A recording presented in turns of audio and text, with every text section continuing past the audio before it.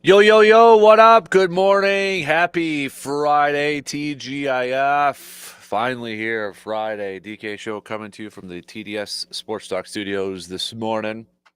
Big thanks for tuning in. However, you're tuning in, if it's on those radio dials, 105.1 FM, 790 AM. Also available to stream online at sportstalk1051.com. Tell your Alexa device to say, Yo, Alexa, play WAYY. Video streams are also up and rolling YouTube, Facebook, Instagram, and Twitch. But a happy Friday, you good peeps out there. What do we have on our game plan for us this morning as we wrap up the week? Brew Crew looking for lucky number 13, looking for 13 wins in a row. They're going to be back at it tonight, taking on the Cincinnati Reds, and the Brewers open up the day with an 8-game lead over the Chicago Cubs, thanks to the Toronto Blue Jays picking up another win against the Cubs yesterday. The Brewers are now a full 8 games ahead of the Cubs for first place in the division. Yeah, think about that. With 42 games left to go here, 8 games above the Cubs for first place in the division. But it also is the start of a grueling stretch for the Crew, as yesterday, as we noted, their last off day, built-in off day, until September 2nd, the Tuesday after Labor Day. So it's going to be a long stretch of games coming up here for the Crew. Hopefully the weather holds out for some of their games that are going to be in the elements. Specifically maybe like Cubs. And, well, this is the last – no, they do play Cincinnati. But on the road, it's going to be the last time they play Cincinnati on the road. They do finish up the season against Cincinnati, but it's in Milwaukee. But you got those 5 games in 4 days against the Cubs. So that's the last time the Brewers and Cubs will face each other in the regular season. So, yeah, we'll hopefully everything works. Otherwise, then you're really trying to cram in stuff there and too. So, but it is definitely going to be, I think, a big stretch of games here. You got a nice mixture of teams competing for playoff spots, games that you probably should, or series that you should probably win. But, take it by game approach. And I look at this Cincinnati series as a good test. You got a team in the Reds that are fighting for a wild card spot. You look at it. Coming into today, the Reds are just a half game out from that final wild card spot, half game away from the Mets. So you're going to be, Milwaukee, going to be going into an environment where the Reds so far this year have been 35-27 at home, 12 games above, or not 12, 9 games above 500 at home, and a team that's motivated. And they know where they're at in this playoff race, but they're going to want to take down, the top dog, the big dog, and try to move into that wild card round. So it's going to be a good test for the Brew Crew, no question about it. Good tests heading into this series against the Cubs. You don't get you don't have the luxury to kind of look ahead, if you will. You know what I mean? So Nick Martinez is going to be going on the mound here for the Reds tonight, and he's 10-9 so far this year with a 4.49 ERA on the season. So we'll see. I'm just kind of looking. No, he has not faced the Brewers this. Oh, he did back on the 4th, back on April 4th. He went 4 2/3, gave up 3 earned runs in the loss. So, but plenty of Brewers talk as we kind of begin. I'm calling it the final quarter of the regular season. I know it's like 74% or whatever, however the math plays out and such. But we're with this stretch run here and such. It just makes it easier to call it the final quarter of the regular season. So, plenty of Brewers talk coming at you, coming your way here this morning. Packers having joint practice yesterday against the Colts, and it's just practice, so I don't want to get too fired up about it. I know some people are and such. I'm just like it's training camp practice and that and whatever. But it seems like from the reporters who were there at practice that it was the defense that ruled the day for both sides. But for the Packers, seems like it was a pretty darn good day at the office for the Packers defense. According to Ryan Wood, who was in attendance, covers the Packers for PackersNews.com, USA Today Network. He tweeted, final damage for the Packers defense against the Colts. 10 sacks, 4 takeaways, and at least 3 tackles for loss. 9 players had a sack. Only Lucas Van Ness had multiple. 4 players had a takeaway. That included Keyshawn Nixon, Javon Bullard, who forced a fumble, Jonathan Baldwin, interception, and then Isaiah Simmons with an interception too. Keyshawn Nixon's was an interception. But so, all right, thumbs up, positive stuff. But again, you could call me maybe a little bit of a Debbie Downer or such. I got to see it in a game. I got to see it in a regular season game. Okay, great to have these dominations and practice and joint practice and stuff. You want to hear this stuff. Obviously we don't want to hear stuff in practice and training camp and preseason like, gosh, awful defense and performance and such. You don't want to hear that. Okay, I understand that. But we've been down this road before where we've been getting some awesome reports at training camp practices or looking good in preseason games and such. Let's see it when the money counts. These regular season games. Let's see it count on the main stage when the games matter and such. So, good news, good reports, awesome. Let's talk in September when the games actually start, when the real games start. Jordan Love talked a little bit with the media yesterday. Did kind of say that he sounds like he's going to practice next week already. Kind of also said too, like if this was an injury that happened during the season, probably wouldn't have surgery and such, but wanted to get it done so that he had time to recover and be fully ready for week 1. So, but again, sounds like he's probably going to be back at practice next week. So, but the Packers are a little bit bagged up in terms of some wide receivers and such. I mean, it was, you had no Romeo Doubs, you had no Jaden Reed, you had no Dontavian Wicks at practice. Matthew Golden, though, looked like he was impressive at practice going up against Javarius Ward and such. But Tucker Kraft kind of saying they definitely showed their youth without a lot of their regular starters in there, saying, quote, this is according to Matt Schneidman, some of our youth showed a lot when we're out there. The importance is knowing what to do and doing it at a really fast speed at a very consistent level. So our youth showed a little bit in some instances with the injuries that we have on our depth chart. So we'll chat a little green and gold this morning as well. Preseason game number 2 coming at you for the Colts starting tomorrow. And the question I want to throw out to you, Packers fans, if you're putting on your scouting cap for this game, and maybe with a little bit of a memory from what we saw last Saturday against the Jets, who are the players you're looking at for this game if you're putting just straight up on a scouting cap? Okay, I'm not worried about wins or losses when it comes to preseason games. Obviously, I think one thing we all want to see is just maybe a better performance overall from what we saw against the Jets. I mean, it was just a flat poo-poo. But individually, player-wise, what do we want to see, or who are you going to be paying attention to the most, or kind of keeping an eye on position groups, something like that? All right, hit me up with a text on that Shoe Doctors bullpen line, 715-830-1912.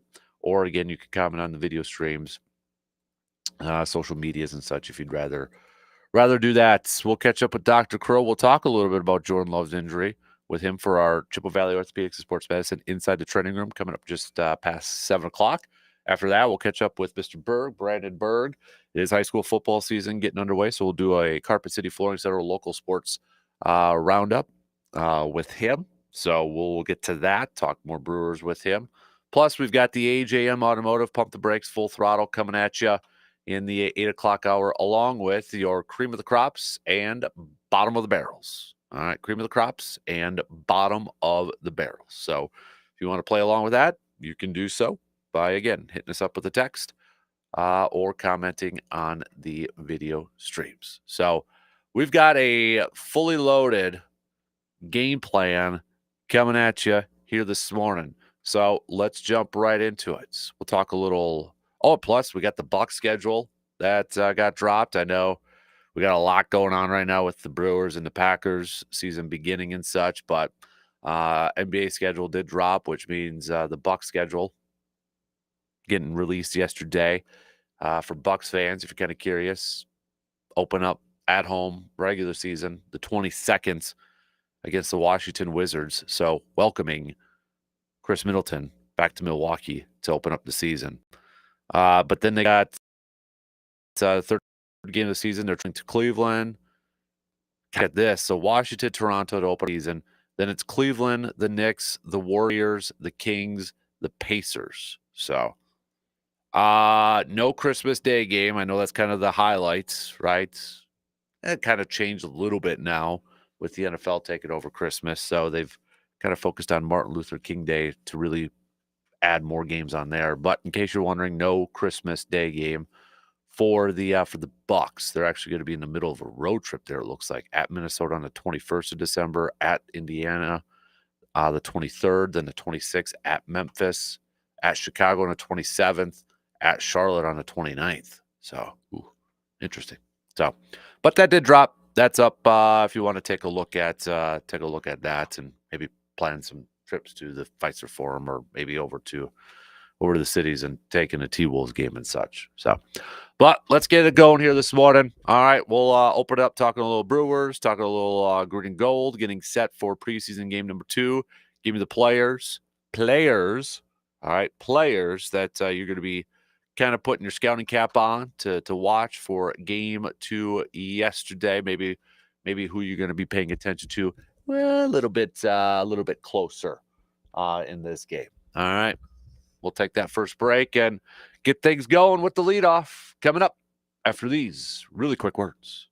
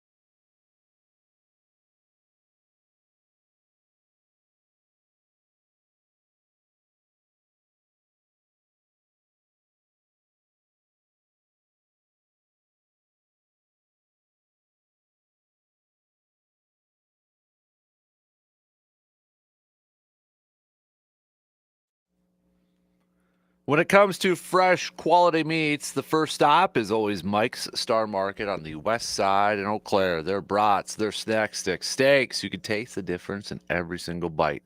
With deer season coming up, remember, Mike's also does professional venison processing, so you know your hard-earned harvest will taste its best.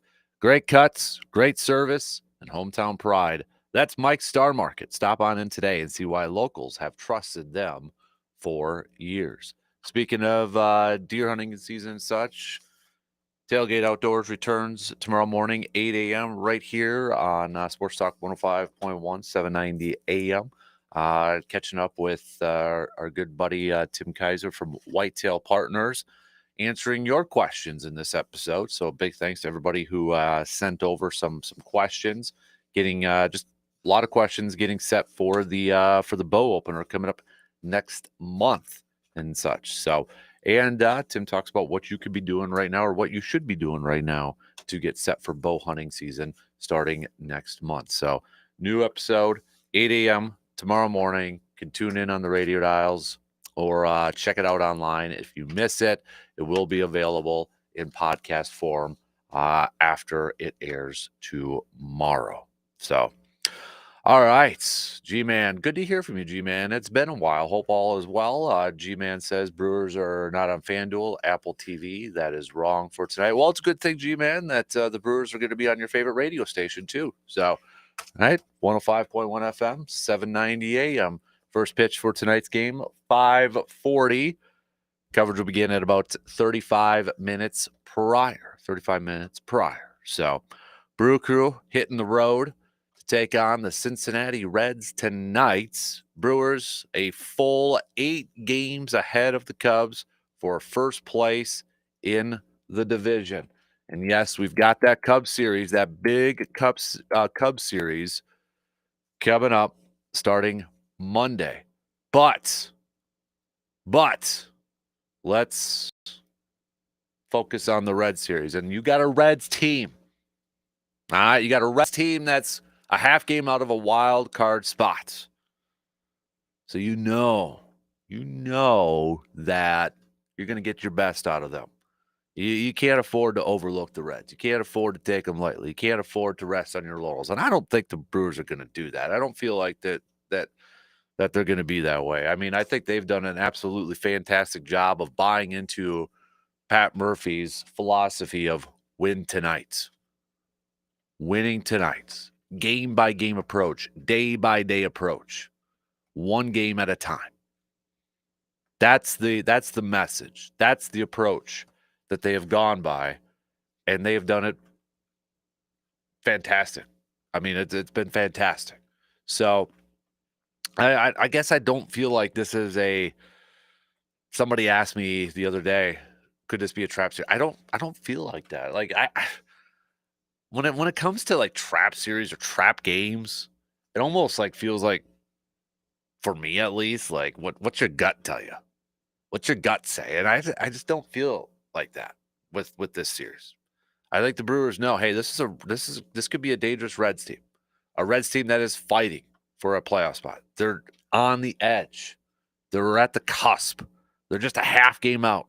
All right. You're going to their house. Of course they're going to be fired up. And we talked about it how many weeks ago? The Brewers are the lead dog. They're not chasing anymore. They're the ones getting chased. They're the ones with the bullseye on their backs. And how are they going to respond to that? And so far, the Brewers have done a fantastic job. I mean, chef's kiss of leading from the front. Once they took that lead and they became the top dog, they have increased that lead. And they've done just an absolutely fantastic job of not letting their foot off the gas, essentially. Right? It's just, can they continue that? Can they continue to keep that foot on the pedal and increase that lead and continue to win games, continue to win series? But it's going to be a good test. Don't overlook the Reds with this one. You don't overlook them. I hope nobody is. I know we're all kind of geeked up, excited, and intrigued, maybe a little nervous, or or whatever about the upcoming Cubs series. You know the Cubs are. I mean, could that almost be like a more desperate series for the Cubs going up against the Brewers in those games? Probably, but I've got all the confidence in the world in Pat Murphy and this Brewers team that they're going to be focused and ready to go for this series against the Reds. I really feel like that's going to be the case. But you're starting to see, a little bit more buy-in, I think. Just a little bit, not full on, but a little bit more buy-in from maybe some national peeps out there for the Brewers. I mean, you go to MLB.com, the top story is how the Brewers built MLB's best team out of cast-offs and unknowns. And it's an interesting piece, but that's going to be the narrative surrounding this Brewers team. There's always going to be that caveat to it or that asterisk next to it, right? It's like, hey, best team, ... full of people you don't know. MLB's best, ... with cast-offs. Because they're doing it the way that we've always been ingrained and it's been pelted in our minds and told that you can't win that way. And the Brewers are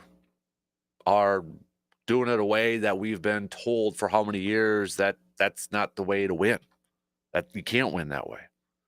And we'll see how it all ends in October and such, but you can't argue with results right now. And they kind of break down, it's a good piece. You could go check it out at MLB.com. But it's an interesting piece. They highlight a few different players on here. And obviously names that us Brewers fans, people who follow the Brewers, are a little bit more familiar with right now. But as the piece says, first of all, it's written by Mike Petrillo. In Milwaukee's case, that might be what sets them apart the most, the ability to identify some lesser-loved talent and polish it into diamonds. Or maybe it's really just the pancakes. So let's explore the winding paths that 7 of our most interesting and unexpected Brewers took to be here in no particular order and identify one lesson we can learn from each of their journeys. Andrew Vaughn. The lesson, it's rarely a bad idea to give a top 3 pick a second chance. And I think a lot of it is so dependent on when you talk about these high prospects, high draft picks. I don't care what league, what sport.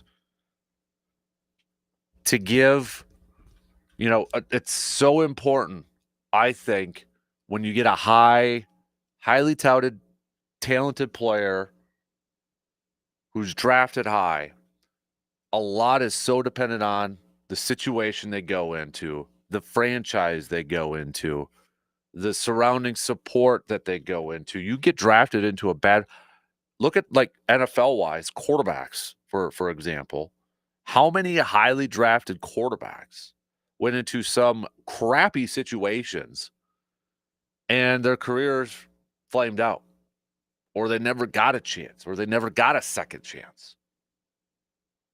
How many highly touted picks just went into some really gosh-awful situations and they flamed out? And there's always a what if.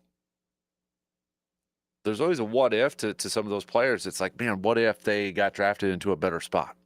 What if they, went here instead of there? How different would their career be? What if they had a different coach?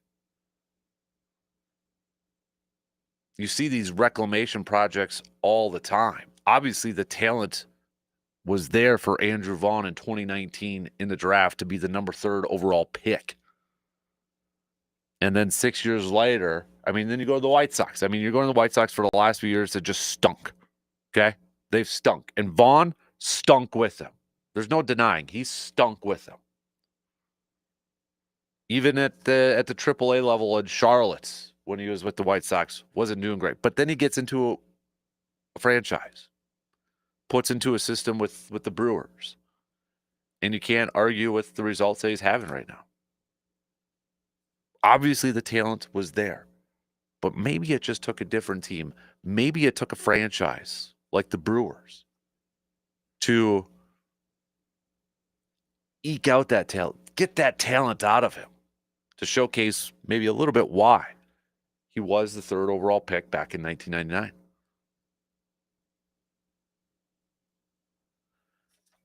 Isaac Collins is such an intriguing one for me because this is an example of just an example of the front office doing a fantastic job of identifying talents. Like when I look at general managers, I don't care if it's basketball, football, baseball.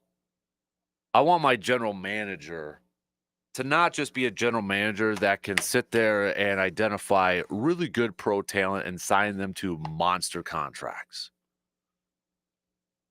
Okay, I not to diminish the role or anything like that, but what I want my general manager to be able to identify prospects, younger talent, draft well, find maybe some bargains in free agency. Like, okay, let's get this guy. It's going to be a little bit cheaper, but I trust our system.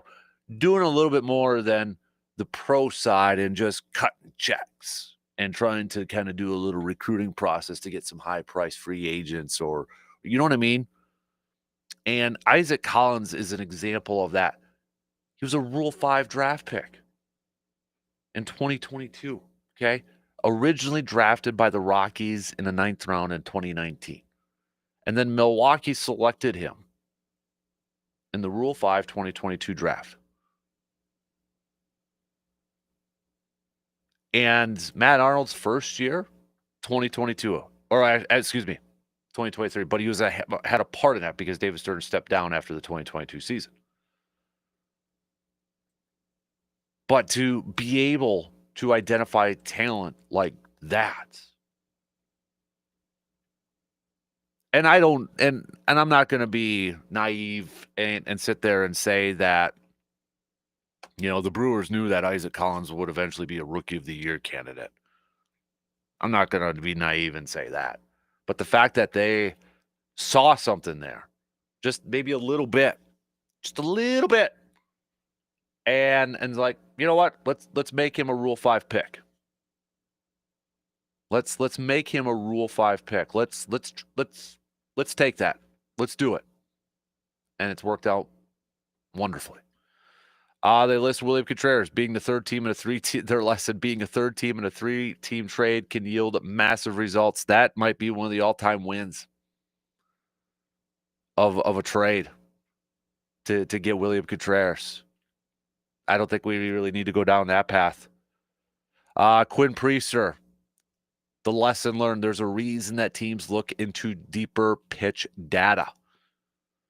Quinn Priester is a perfect example. This is how they're right up here. After an early season run of injuries, the Brewers were barely into April before needing to find some rotation reinforcements, and their search led them to Priester, who had been Pittsburgh's first-round pick in 2019. Again, another former first-round pick in 2019. Another one, going with Andrew Vaughn. But he had posted 6.46 ERA in parts of 2 years there before being swapped to the Red Sox. Some of this wasn't hard to see coming if you knew where to look. When Priester was traded to Boston last summer, we noted it was interesting that a pitcher who could touch 97 miles per hour was getting hit that hard. He's now not thrown a single 4-seam fastball since he left Pittsburgh. 4 days after the trade, Mario Genzar wrote a breakdown at Baseball Perspectives, which highlighted the underlying skills beneath the ugly ERA, the emerging cutter, and ended with, "This is just a great match between an intriguing young pitcher who hasn't proved it in the bigs and one of the better organizations in the majors when it comes to pitching development." Yeah. And then they go on. I mean, you got a Blake Perkins, you got a Bryce Terang listed on here, et cetera, et cetera. There's a bunch of different players we could be going through this, but it's a really interesting piece. Go ahead and check it out if you want to read it in a little bit more detail. MLB.com. All right. But yeah, again, you're starting, I think, just a little bit to see maybe a little bit more credit to the Brew Crew from a national sense. But it's always going to have that little tagline or that little attachment to it with a bunch of players you don't know, with a bunch of unknowns. I just think it's awesome still. And I know it was last month and stuff has changed, but I just still think it's awesome. We're talking about the best team in Major League Baseball record-wise, and they didn't have a single position player in the All-Star game. Not one. And I get it. They didn't really have anybody, numbers-wise, worthy to be in there. But that, to me, tells me then you look at this, and even when you look at the numbers right now, like who would be in there? Maybe a Collins, but, it's all about sexy numbers, and he doesn't have the home run ball and such. What does it tell me? Complete team effort of why this Brewers team here is at 70, 76 wins and leading the majors. That's what it tells me. It's a complete team effort why the Brewers are in this position. All right, let's take a quick break. Switch gears here for a little bit. We'll talk some more Brewers, especially with Brandon coming up here. But with preseason game number 2 coming up for Green Bay, who are the players that we're going to be putting a spotlight on, paying attention to the most? We'll talk about that.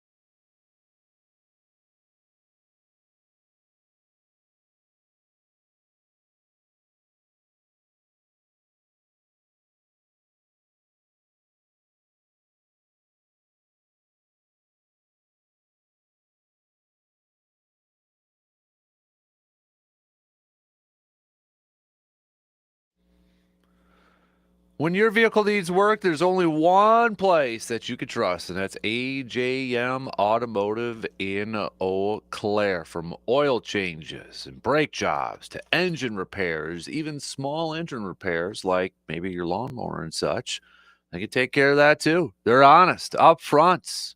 Don't treat you just like another ticket. If you want dependable work at a fair price, take it on over to AJM Automotive in Eau Claire, located at 1919 Brackett Avenue in Eau Claire. You could also give them a call, 715-835-9523, and save that number too, because they do offer towing services, right? We know we don't always want to get into that situation, but sometimes we do. It's nice just to have that number in your cell phone in case something were to happen. So, again, it's our good friends AJM Automotive in Eau Claire. Packers doing a little joint practicing yesterday against the Colts. Sounds like the defense won the day. Offense missing a lot of starters. So it looks like they were struggling a little bit, showing their youth a little bit. But game 2 now coming up for this preseason for the Packers on Saturday against the Colts. Who are the players that we're going to be paying attention to the most? If you had to put your scouting cap on, all right, got to put your scouting cap on. Who are you going to be paying attention to the most? Here are the players that I will have my particular eye on. I'll start on the offensive side. Offensive line. Got to shore up the pre-snap penalties, for one. I mean, if we were just kind of talking about just a general sense, definitely that. Definitely the holding penalties. I mean, the flag fest, the laundry day that it was on Saturday, unacceptable. Unacceptable. So that's just kind of the general thing on there. Specifically player-wise, I think there's a lot to look at. Does Jordan Morgan and Anthony Belton have another solid performance? Those two, second-year guy Morgan, Anthony Belton, the rookie second-round pick, who had good performances against the Jets in preseason game number 1. Does that continue? Does that continue against the Colts tomorrow? If Jordan Morgan goes out there and puts out another really good performance, I think we've got ourselves, well, what we do right now, but it gets really more intriguing and interesting in that left tackle position battle between him and Walker, especially since Walker's been missing some time. Belton's not going to be a starter at right tackle, obviously, with Zach Tom, but he becomes a really, really intriguing piece. I don't know where his future position potentially could be. He is going to be a starter at some point. I think you're a second-round pick. They probably view you as a starter at some point. Now, maybe could it be a future left tackle and Morgan slides inside? Possibly. But just to be able to have that guy, that depth there would be incredibly important. And then speaking of the depth, it's the other guys. It's the Jacob Monks. It's the Donovan Jennings. Are we going to see some consistent, some better performances from those guys? And who's going to kind of go into that final preseason game next week with a little bit of an edge, with a little bit of an advantage to win a job as a depth piece on that offensive line? So gave you a couple names who I'm looking at, but also you look at the offensive line overall, especially the backups. Who is going to emerge from this game? Maybe a guy that's like on that edge, on that bubble. Who is going to emerge from this game and maybe head into the final preseason game next week with a little bit of a lead, a little bit of advantage to make that team? Offensively, I'm looking at two receivers specifically in this thing. Mecole Hardman and Malik Heath. Those two specifically. I still think Mecole Hardman has a slight advantage over Malik Heath. Veteran, special teams, even though he had the miscue last week. But those two should get plenty of opportunities in this game, considering Jane Reed's not going to be playing. I don't know about Romeo Doubs. It's not too serious. I mean, Matt LaFleur yesterday thought he was going to practice, but then wasn't going to, so maybe they hold him out. Don't know about Dotavian Wicks at this point. But assuming those guys are all out, there's going to be plenty of opportunities for Malik Heath and McCall Hardman to have bounce-back games from last Saturday. Will one of those guys take the lead going into that final preseason game? Or will they solidify their spot? Like I feel like if McCall Hardman goes out and has a spectacular game on Saturday, that maybe he locks up that final wide receiver spot. But what if Malik Heath goes out there and has himself a day? Then it becomes really interesting going into that final game. But there's going to be plenty of opportunities for some of these other receivers to kind of showcase what they've got, maybe to earn a job on the practice squad, maybe to earn a job elsewhere. Because of these receivers all banged up right now for Green Bay, and they're minor injuries. It sounds like everybody's going to be back for week 1. So I don't want anybody overreacting. Okay. But I look at those guys having opportunities there. Same with the running backs. You know, well, how is that going to play out 2 through 3? I shouldn't say 2 through 3. I should just say 2 and 3. Outside of Josh Jacobs, Marshawn Lloyd, he's going to be a part of it in there too. So maybe it's for that final spot of Chris Brooks. You know, these other guys, that's a group that's also been banged up with some injuries. Can we see a surprise performance from a running back? How many times have we seen it? I mean, Emmanuel Wilson is the perfect example of having a really good preseason and making the roster. Is it going to be one of those running backs that maybe we don't know a whole lot about or just know a name, but all of a sudden he's going to have a fantastic game on Saturday and maybe puts himself in position to maybe win a job come next week? Or is that just that mountain's too high to climb and overcome at this point? But running back's going to be an interesting one there too, because again, I'm assuming the top 2 are locked: Jacobs, Marshawn Lloyd. Right? Those are locked. But could we see Emmanuel Wilson, Chris Brooks, anybody else maybe try to take the lead in that 3rd spot heading into next weekend? That's why I feel like I don't want to overhype the second preseason game, but the fact that we only have 3 games now, I feel like the second preseason game is just naturally more important now, because this is an opportunity for guys who are maybe on that roster bubble to have themselves, if they have a fantastic game, they're heading into that final game next weekend, that final impression, that final job interview, really. They're entering that final week with maybe a little bit of a lead, a little bit of an edge, an advantage. If a guy has an awful game coming up tomorrow and they're on that bubble, then the pressures might be a little bit more on for them to have a fantastic game in that 3rd and final preseason game. So game 2 is important in the sense for these guys who are fighting for spots. They've got to have a good performance and ride that momentum in game 3. I think we all want to see better performances from, Malik Willis, Sean Clifford, the backup quarterback positions too. But, we know Malik is going to be the number 2 guy. And whoever that 3rd quarterback is going to be, whether it's Sean or Taylor, probably going to be on the practice squad. Defensively, I'm looking at the defensive line. I'm looking at the guys like Stackhouse, Sorrell, the rookies, those 2, Warren Brinson. I want to see those 3. Can those 3 push guys like a Colby Wooden or a Carl Brooks or a Brenton Cox Jr. potentially for a job? You go to Packers.com, you look at the depth chart. Brenton Cox Jr. is still listed as a 2 behind Rashawn Gary. Carl Brooks is listed right behind Kenny Clark. Colby Wooden's listed right behind Devontae Wyatt. But don't take the depth charts, too serious for this time of year.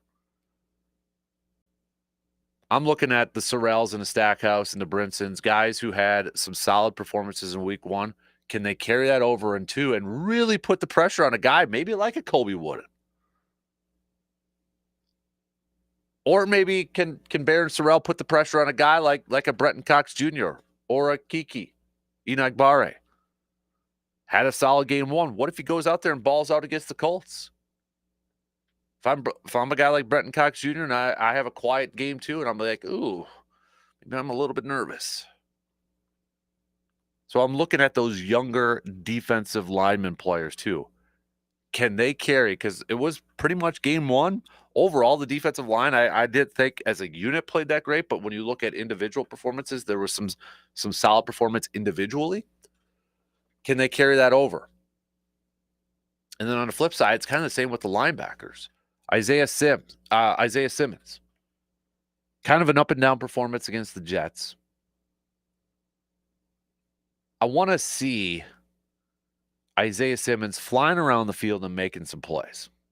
We know he's got the athleticism. I want to see him flying around and making some plays on the defensive side. I want to see him hitting the hole hard, reading and reacting. Hopper, I thought, had some nice moments in that Jets game. He's a guy who's on the bubble. And you look at the linebacker group, McDuffie's going to make the team. Quay Walker's going to make the team. Edgerrin Cooper's going to make the team. After that, the question is, how many more linebackers do you keep? Welch might have the advantage of being a very solid special teams player. Hopper was a third-round pick last year. Simmons, we know, a reclamation project, former first-rounder. Could they keep all 3 of those? Sure, I guess they could. Will they? I don't know. But I'm looking at Hopper. I'm looking at Welch. I'm looking at Isaiah Simmons. Those 3 guys. A couple of them are going to have to go into this game and have themselves some fantastic performances and go into next weekend with maybe a little bit of that lead. Same with kind of the same story with some of the corners and the safeties here too. Bo Melton. Can he do it? Can he make this team as a corner? Can he go out there and have himself a game? He's going to get plenty of opportunities. He's going to get I would imagine he's going to get a ton of snaps. Kalen King had a good game last week against the Jets. If he puts together another good game against the Colts, I think he's in a really good spot to make this team. But then you're looking at others. How is it going to work out for Micah Robinson, for Kamala Hayden? What about those guys? Safety-wise, we know Xavier McKinney's not playing. Zane Anderson's hurt.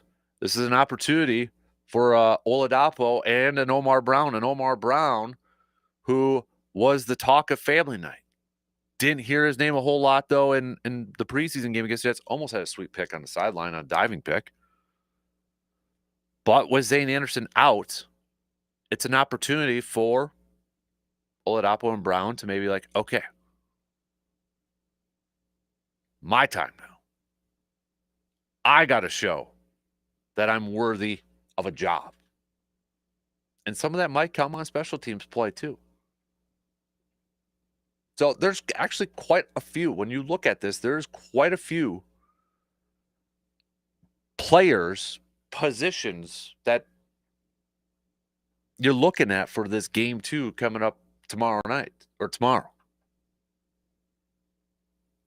And I think it's a big game 2 in the importance of guys heading into that final game next weekend, making good impressions on the front office and the coaching staff, where they go into, that week 3, that preseason game number 3, maybe kind of like where the arrow is trending upward, or maybe they got that slight lead over the next guy. They have a poor performance tomorrow. They're going to have to really have the best game of their lives coming up next weekend. That's why this is such an intriguing, important game for a lot of guys. Not everybody, of course.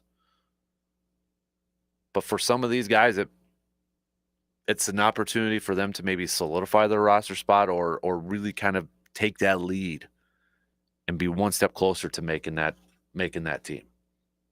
So a lot of stuff to kind of be paying attention to coming up tomorrow, and a lot of players to be paying attention to too.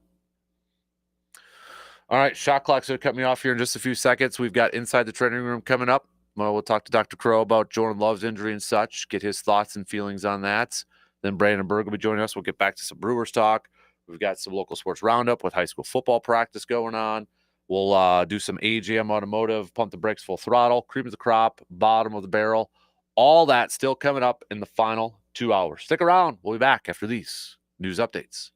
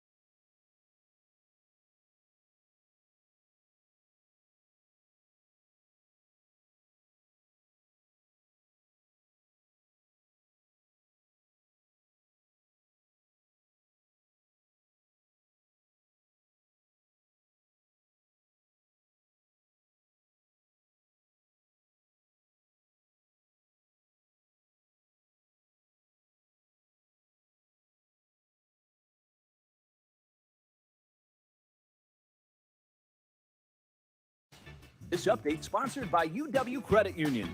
For every stage of life, UW Credit Union is here for every you.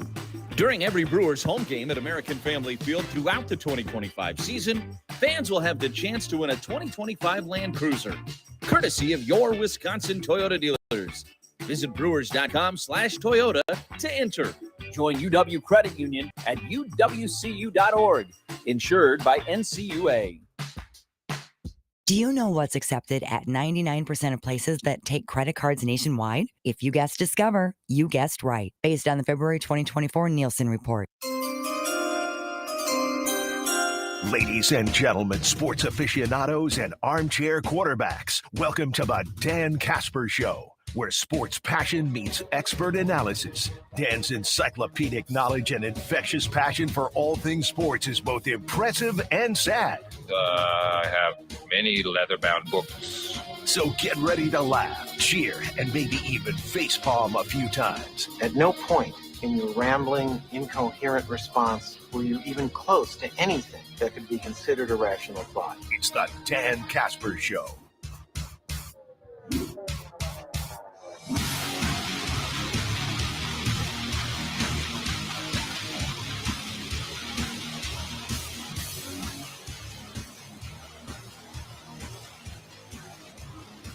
Second hour, kick it off right now on this Friday morning. Big thanks for tuning in and making us a part of your starts on this August 15th, already halfway through the month. We're going to catch up with Mr. Brandon Berg coming up here in just a little bit. We'll talk some Brewers. We've got Pump the Brakes, Full Throttle, Cream of the Crop, Bottom of the Barrel, such, and of course, some local sports roundup with the high school football season. And actually, I know we've got some scrimmages. That's why if you're watching the video stream, Brandon's all dressed up because he's going to be checking out some scrimmages. When I say dressed up, I mean just polo shirt, but that's dressed up for Brandon. So Does that mean you're dressed up too? Yeah, I'm always dressed up. What are you talking about? So before all that, let's catch up with our doc, Dr. Austin Crow.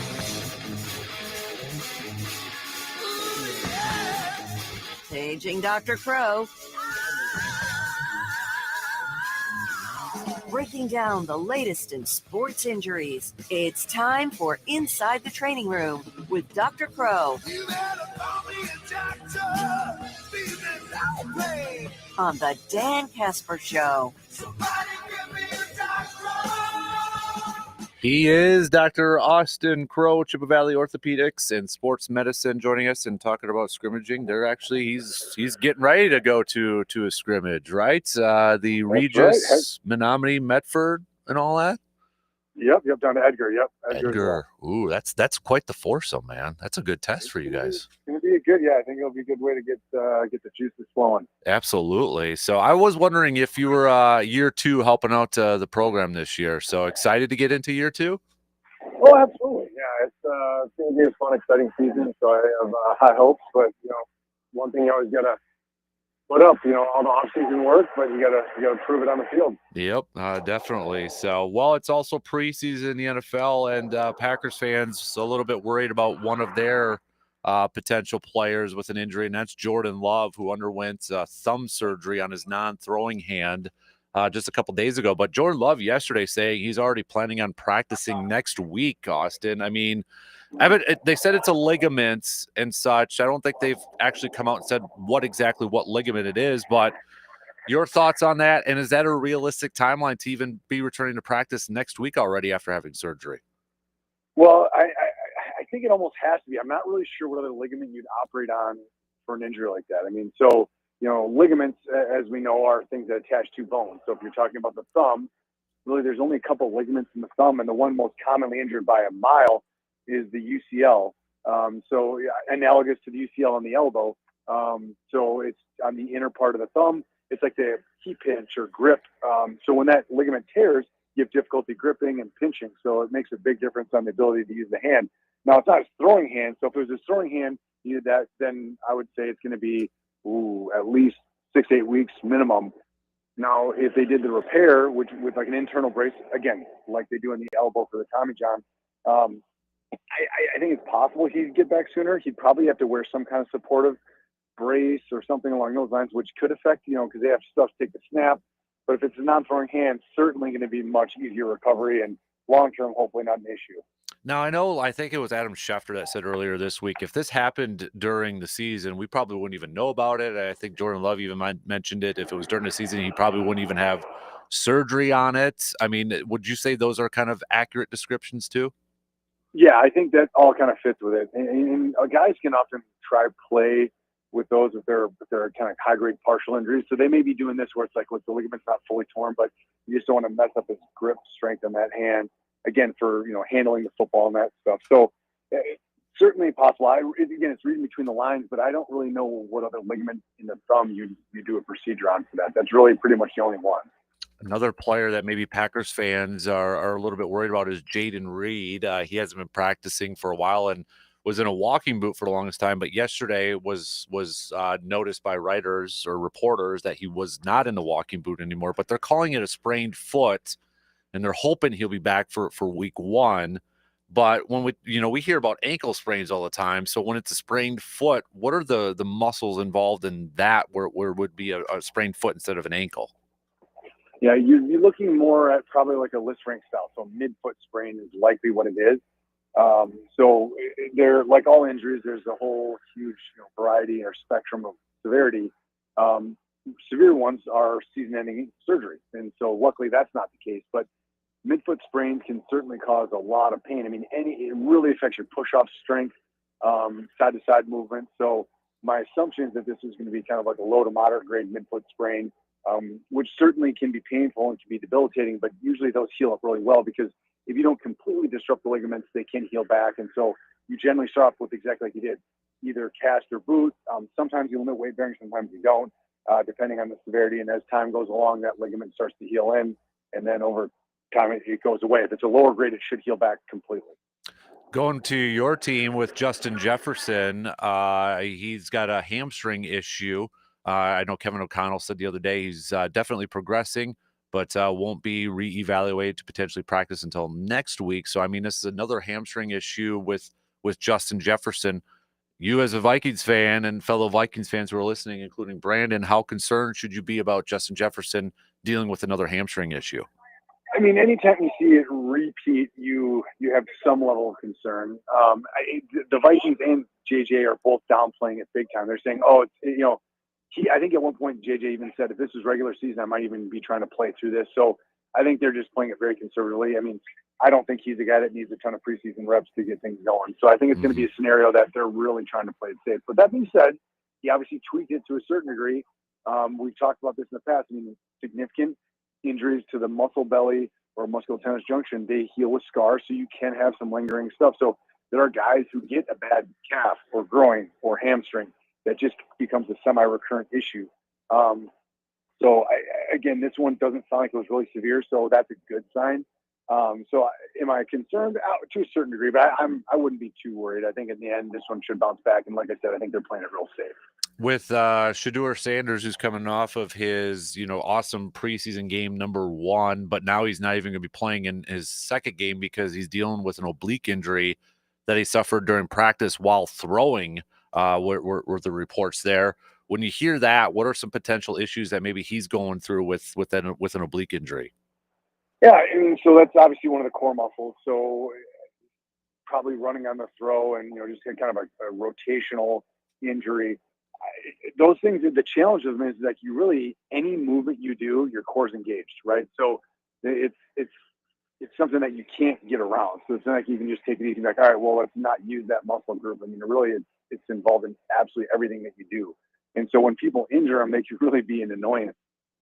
That being said, it's not really any different than any other muscle-based injury. Is that, you get through that first phase where there's a lot of discomfort, and then you try to rehab it so you can get good enough where it's not going to become a recurrent injury. Just like we're talking about JJ, you don't want this to be like, oh, there's the oblique again. It's really flared up. So you want to get through that and make sure it heals correctly. So for him, at the quarterback position, certainly those guys, when they're mobile and moving, and Shedeur certainly is the mobile quarterback at times, that's something they're going to really want to probably play it safe and get to the point where, it's completely symptomatic and so it's, again, behind him as opposed to a recurrent type injury. One more for you before we let you get to practice here, Austin. Well, I know we talked about him last time, but it's still, you're a Rams fan. I got to be really nervous about this Matthew Stafford situation because they're playing it really coy, possibly trying to get some practice in and such, but it doesn't sound good with that back issue with Matthew Stafford. I mean, the closer we get to the regular season and such, if I'm a Rams fan, man, I got to be really, really nervous about Matthew Stafford. Yeah, I think absolutely. I know we touched on this a couple weeks ago, but could it be something that they're just trying to play it safe? He's an older veteran guy. They don't feel like he needs a ton of reps to get in the swing, perhaps. But to me that there's several red flags. I mean, one of the biggest ones is his age. I mean, quarterbacks don't play forever in the NFL, and he's already kind of been hemming and hawing. And so I'm not saying we're going to question his heart, but it seems like the last couple off seasons he's been like, well, we'll see if I play or not. So it just doesn't seem like, this is one that if he has some level of pain or dysfunction, he may be more inclined to say, look, it's just not worth it for me to keep going on. So I'm not saying that's going to happen, but when you look at kind of the whole picture, if I was a Rams fan, I would definitely be concerned as well. But that being said, if things do respond and go away and he gets back, and like we talked about, the big question mark is it just pain driven or is there some level of muscle weakness? So if the nerve is pinching up to actually cause weakness, that's a much bigger deal. Again, harkening back to Manning, that really basically ended his, or at least altered the end of his career, where he had significant triceps weakness. I mean, if you have weakness in your throwing arm, that's a big deal, right? So, Right. so if he has any level of that, to me, and they obviously they're not going to disclose that and say whether or not he's having weakness. But if it's to the point where there's weakness related to that radiculopathy, then that's going to be a real significant potential for season/career ending. If it's just pain, again, he could play through that. But then, like I said, do you also question, like, is he going to ask himself, do I really need? I mean, he's won Super Bowls. He's got everything on his resume. Is he really going to be die hard to get back out there? I guess time will tell. Right. Did you see by chance the chamber that I think one of the reporters tweeted a picture? It was like they call it's an immortal chamber, a mortal chamber.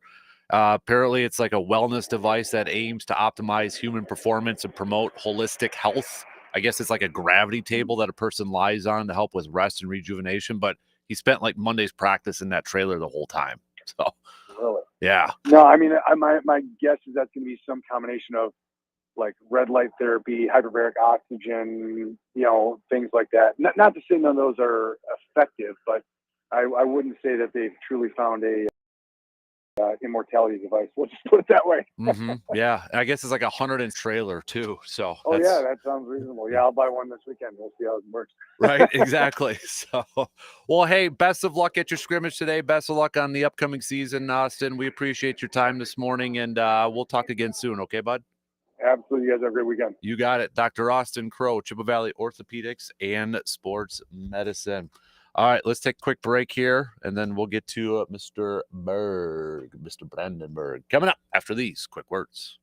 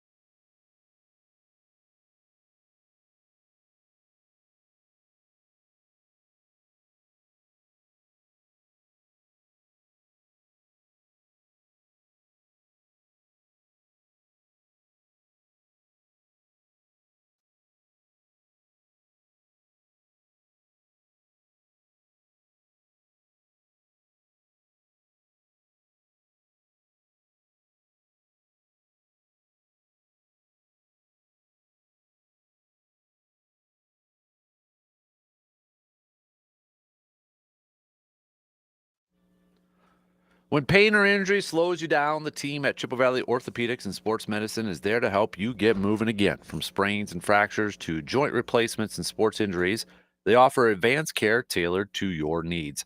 Their experienced doctors and therapists work with you every step of the way, from diagnosis to recovery, so you can get back to doing what you love to do. Convenient, compassionate, and focused on results, they're the experts in keeping you active. Big thanks again to Dr. Crow for joining us every Friday morning. If you missed any portion of those conversations, you can check them out on our podcast. They will be available later on this morning. We got our good buddy, Mr. Brandon Berg. This is the first time I think I saw you since the outing, right? Correct. Yeah, because out last week. I was out last week. So, yeah, that seems like a lifetime ago already, to be honest with you. It's funny because it seems like a lifetime ago. But since that day, since that time, the Brewers haven't lost. Okay, when you put it in that perspective, that's pretty darn cool. So the last time they lost was the last game of the Cup Series.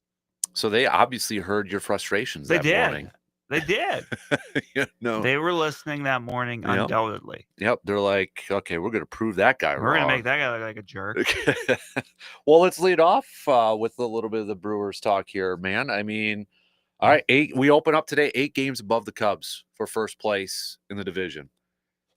But this also opens up, I think, a grueling stretch for the Brewers. Right. No off day, no built-in off day. I throw that in there, just never know. You never know what Mother Nature's going to provide you. But yeah, right now, it's now through Labor Day. Yeah, so that is a long stretch, and that includes those 5 games in 4 days against the Cubs. Next week. Yep, next week in there. So Cincinnati this week. But again, Cincinnati is only half game out from wild card spot. So this is a dangerous team. Right. And they're closer. Right now, the Cubs are closer to the Reds than they are the Brewers. Oh, look at you. You're 2 for 2 right now with some good nuggets. I like that. That's why we bring you in. That's why you pay me the big bucks. Exactly. So, but man, that's wow. That's wow. So, but again, I feel like it's a broken record every time we've been talking about the Brewers lately. Just how surprising they have been for everybody. They're looking for lucky number 13 in a row now. Isaac Collins has fully put himself into Rookie of the Year candidate status. Salvatore is doing his thing, and all these other. I mean, Tarang's now all of a sudden showing power, for crying out loud. I did a split stat the other day. Post All-Star break, Brewers are top 10 in home runs now. So I mean, they've displayed that and such. Christian Yelich, I said I think he's going to get to 30. He's at 23. I just need 7 more now to make me look good there. But I mean, all right.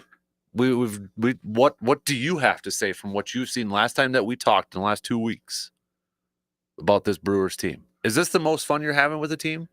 It's been a bit because I feel like you can look at even going back to like say 2021.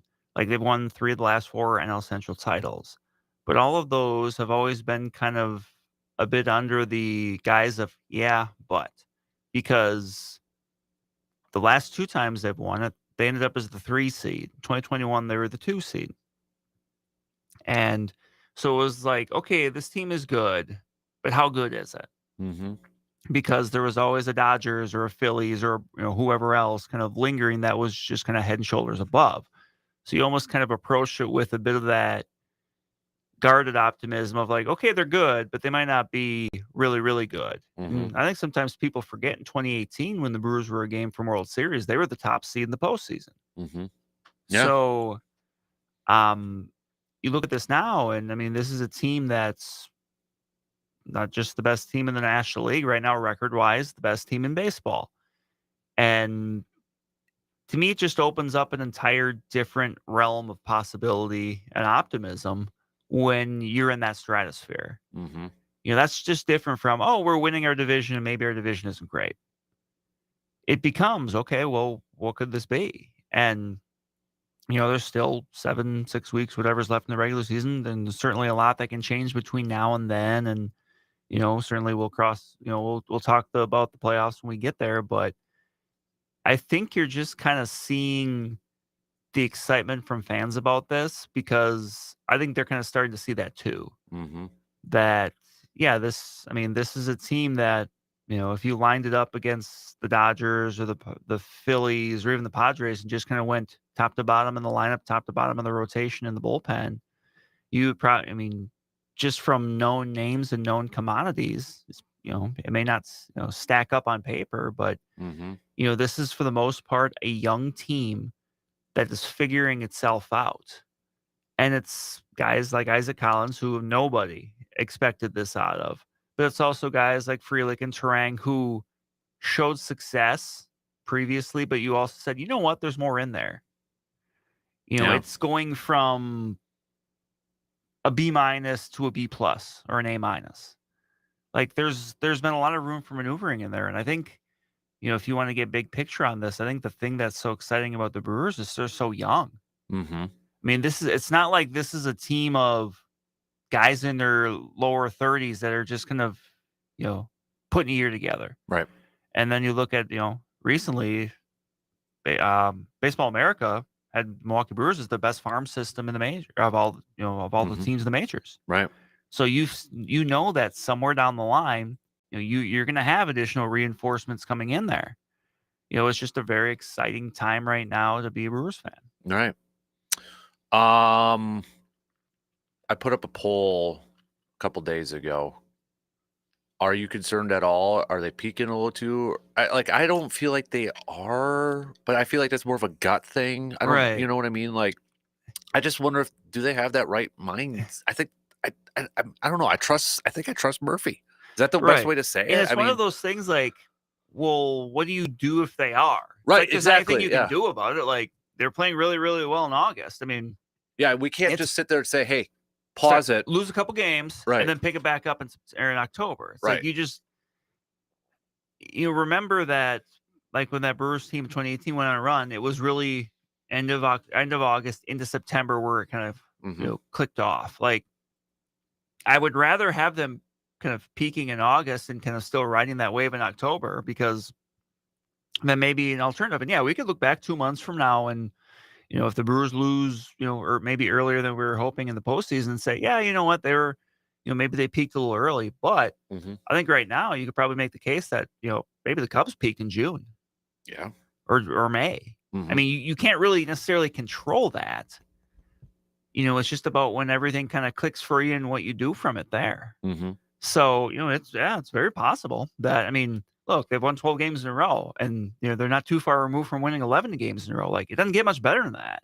And I think the other part too is I can't remember who said this, but they've been doing it for a couple months though. Right? A couple months in a row now. It's not just like this is the one hot streak they've been on. You look back at the, a 60 and 80 game stretch, whatever it is, and like, this Brewers team is not only the best team in the majors, like, it's putting together one of the best stretches in the history of the franchise. It's putting one of the best stretches in the National League in the last 20 years. When you look at just how they've done, like, the crazy stats, you go back to the 4th of July weekend, Rhys Hoskins put on the injured list. And obviously these things are related. It's just a timing thing. Since Rhys Hoskins went on the IL, the Brewers have lost 4 games. Wow. 2 of them to the Marlins. Wow. I was there. You blame me for those. Yeah. Okay. So another way to blame Brandon Berg here now for this. So, but okay. Really? 4? Yeah. Wow. Well, that goes because right after that was the start of the 11-game win streak, which carried over the All-Star break. That's insane. That also brings... They've lost 2 to the Marlins, 1 to the Mariners, and 1 to the Cubs. That also gets to the question too, where a lot of people are going to be like, because Bauer's now just got optioned to AAA. I think he's the odd man out. He's not on a rehab. A rehab. That's what I meant. Sorry, rehab to AAA. But then you've got I know September rosters expand. You get a couple more spots, so you're probably going to add a pitcher and a hitter. Right. That you would think, okay, maybe that is Hoskins when he is back, but at this point, you got to keep playing Andrew Vaughn. Right. I would. I think when Hoskins gets back, his role is, I think he's out there when you're facing lefties. Like he's the DH, and that's when Yelich is playing left. But again, you're taking Collins out. And that's it. Like, then what do then how you maneuvering things around, and we'll see when Churio's back, because then I mean, you would have to. I mean, under that alignment, would you almost have to put Frelick in center? But they haven't yet because Collins is going to play center. But it's just you're just going to have to kind of pick your spots there. I agree with you. Like you can't sacrifice significant playing time for Andrew Vaughn once Reese Hoskins comes back. But that's just the thing that they're going to have to maneuver. I mean, it's a good problem to have. Right. You'd rather be in this position than not. And then a couple years ago, when you're trying to, hope and pray that the fossilized husk of Josh Donaldson can give you something at third base, right? Because you just desperately need something. I think and it's something I brought up the other day. You just mentioned his name. But we're at a point, and this isn't a knock on him, but like nobody's really said, gosh, we really need Jackson Churio back. We're not, and again, that's not a knock on him, but it's just how everybody else has just risen to the occasion. Right. And that's kind of what this team has done here where, there's no Churio, Mizrowski's been a little bit, but you've had some people out and you haven't really noticed. Right. And again, that's not to speak to, well, they don't matter. It's to speak to just what everyone else has done in their absence. Exactly. Yeah. It's because, I was actually thinking about that the other night and I'm like, you really haven't, because I think I was listening to a game and I think they were talking about, Miz probably going to be back during the Cubs series and they were doing like a Reese Hoskins update. And then it was like a few seconds and then I can't remember who it was, like, oh yeah, and Jackson Churio he's getting better too. But it's just because they've done such an awesome job of filling in for them. And I think that's allowing them to be more patient when it comes to like a soft tissue injury and a hamstring injury to something like that, where you're just like, God dang it, we need him back. We need, and you can't say that for a lot of teams when you're talking about their best or one of the best players. And you can even go back a little bit further with Sal Frelick when he missed some time, near the end of July. And they were being cautious with that. And that was at a time when, the division race was a few games closer than it is now. Right. But, at this stage of the game, they just see the big picture and they know we want to make sure they're there in September and hopefully October. If that means a week now, so be it. Right. Right. It's been a fantastic. I don't know what it is, if it's euchre magic, if it's the power of the pancake or power of friendship, whatever. I mean, they've thrown out so many different. Right. I think it's just a lot of things right now coming together. At this point, I know it's hard because the season's not over with, but you and I are of the same age. And, it's kind of hard to ask this question with the season still going on. But in terms of like current, I put this up with like 08 for me in terms of the fun I'm having with this season. And we've talked about 08, how many times, it was, you and I were both in college. It was our first experience of going to the postseason with the Brewers, the CC Sabathia craze and all that. And this is where I kind of put it's different. But in terms of like maybe the enthusiasm level, and I think it was probably because we began the season maybe with not a ton of expectations, whereas 11, we came in with a lot of expectations. 18, we came in with a lot of expectations. Last year, it was like we didn't know. And then, you open up this year, it's like, okay, they lost Adames, and they really didn't do anything else besides that. And now you're talking about the best flipping record in Major League Baseball with the last quarter of the season coming up here.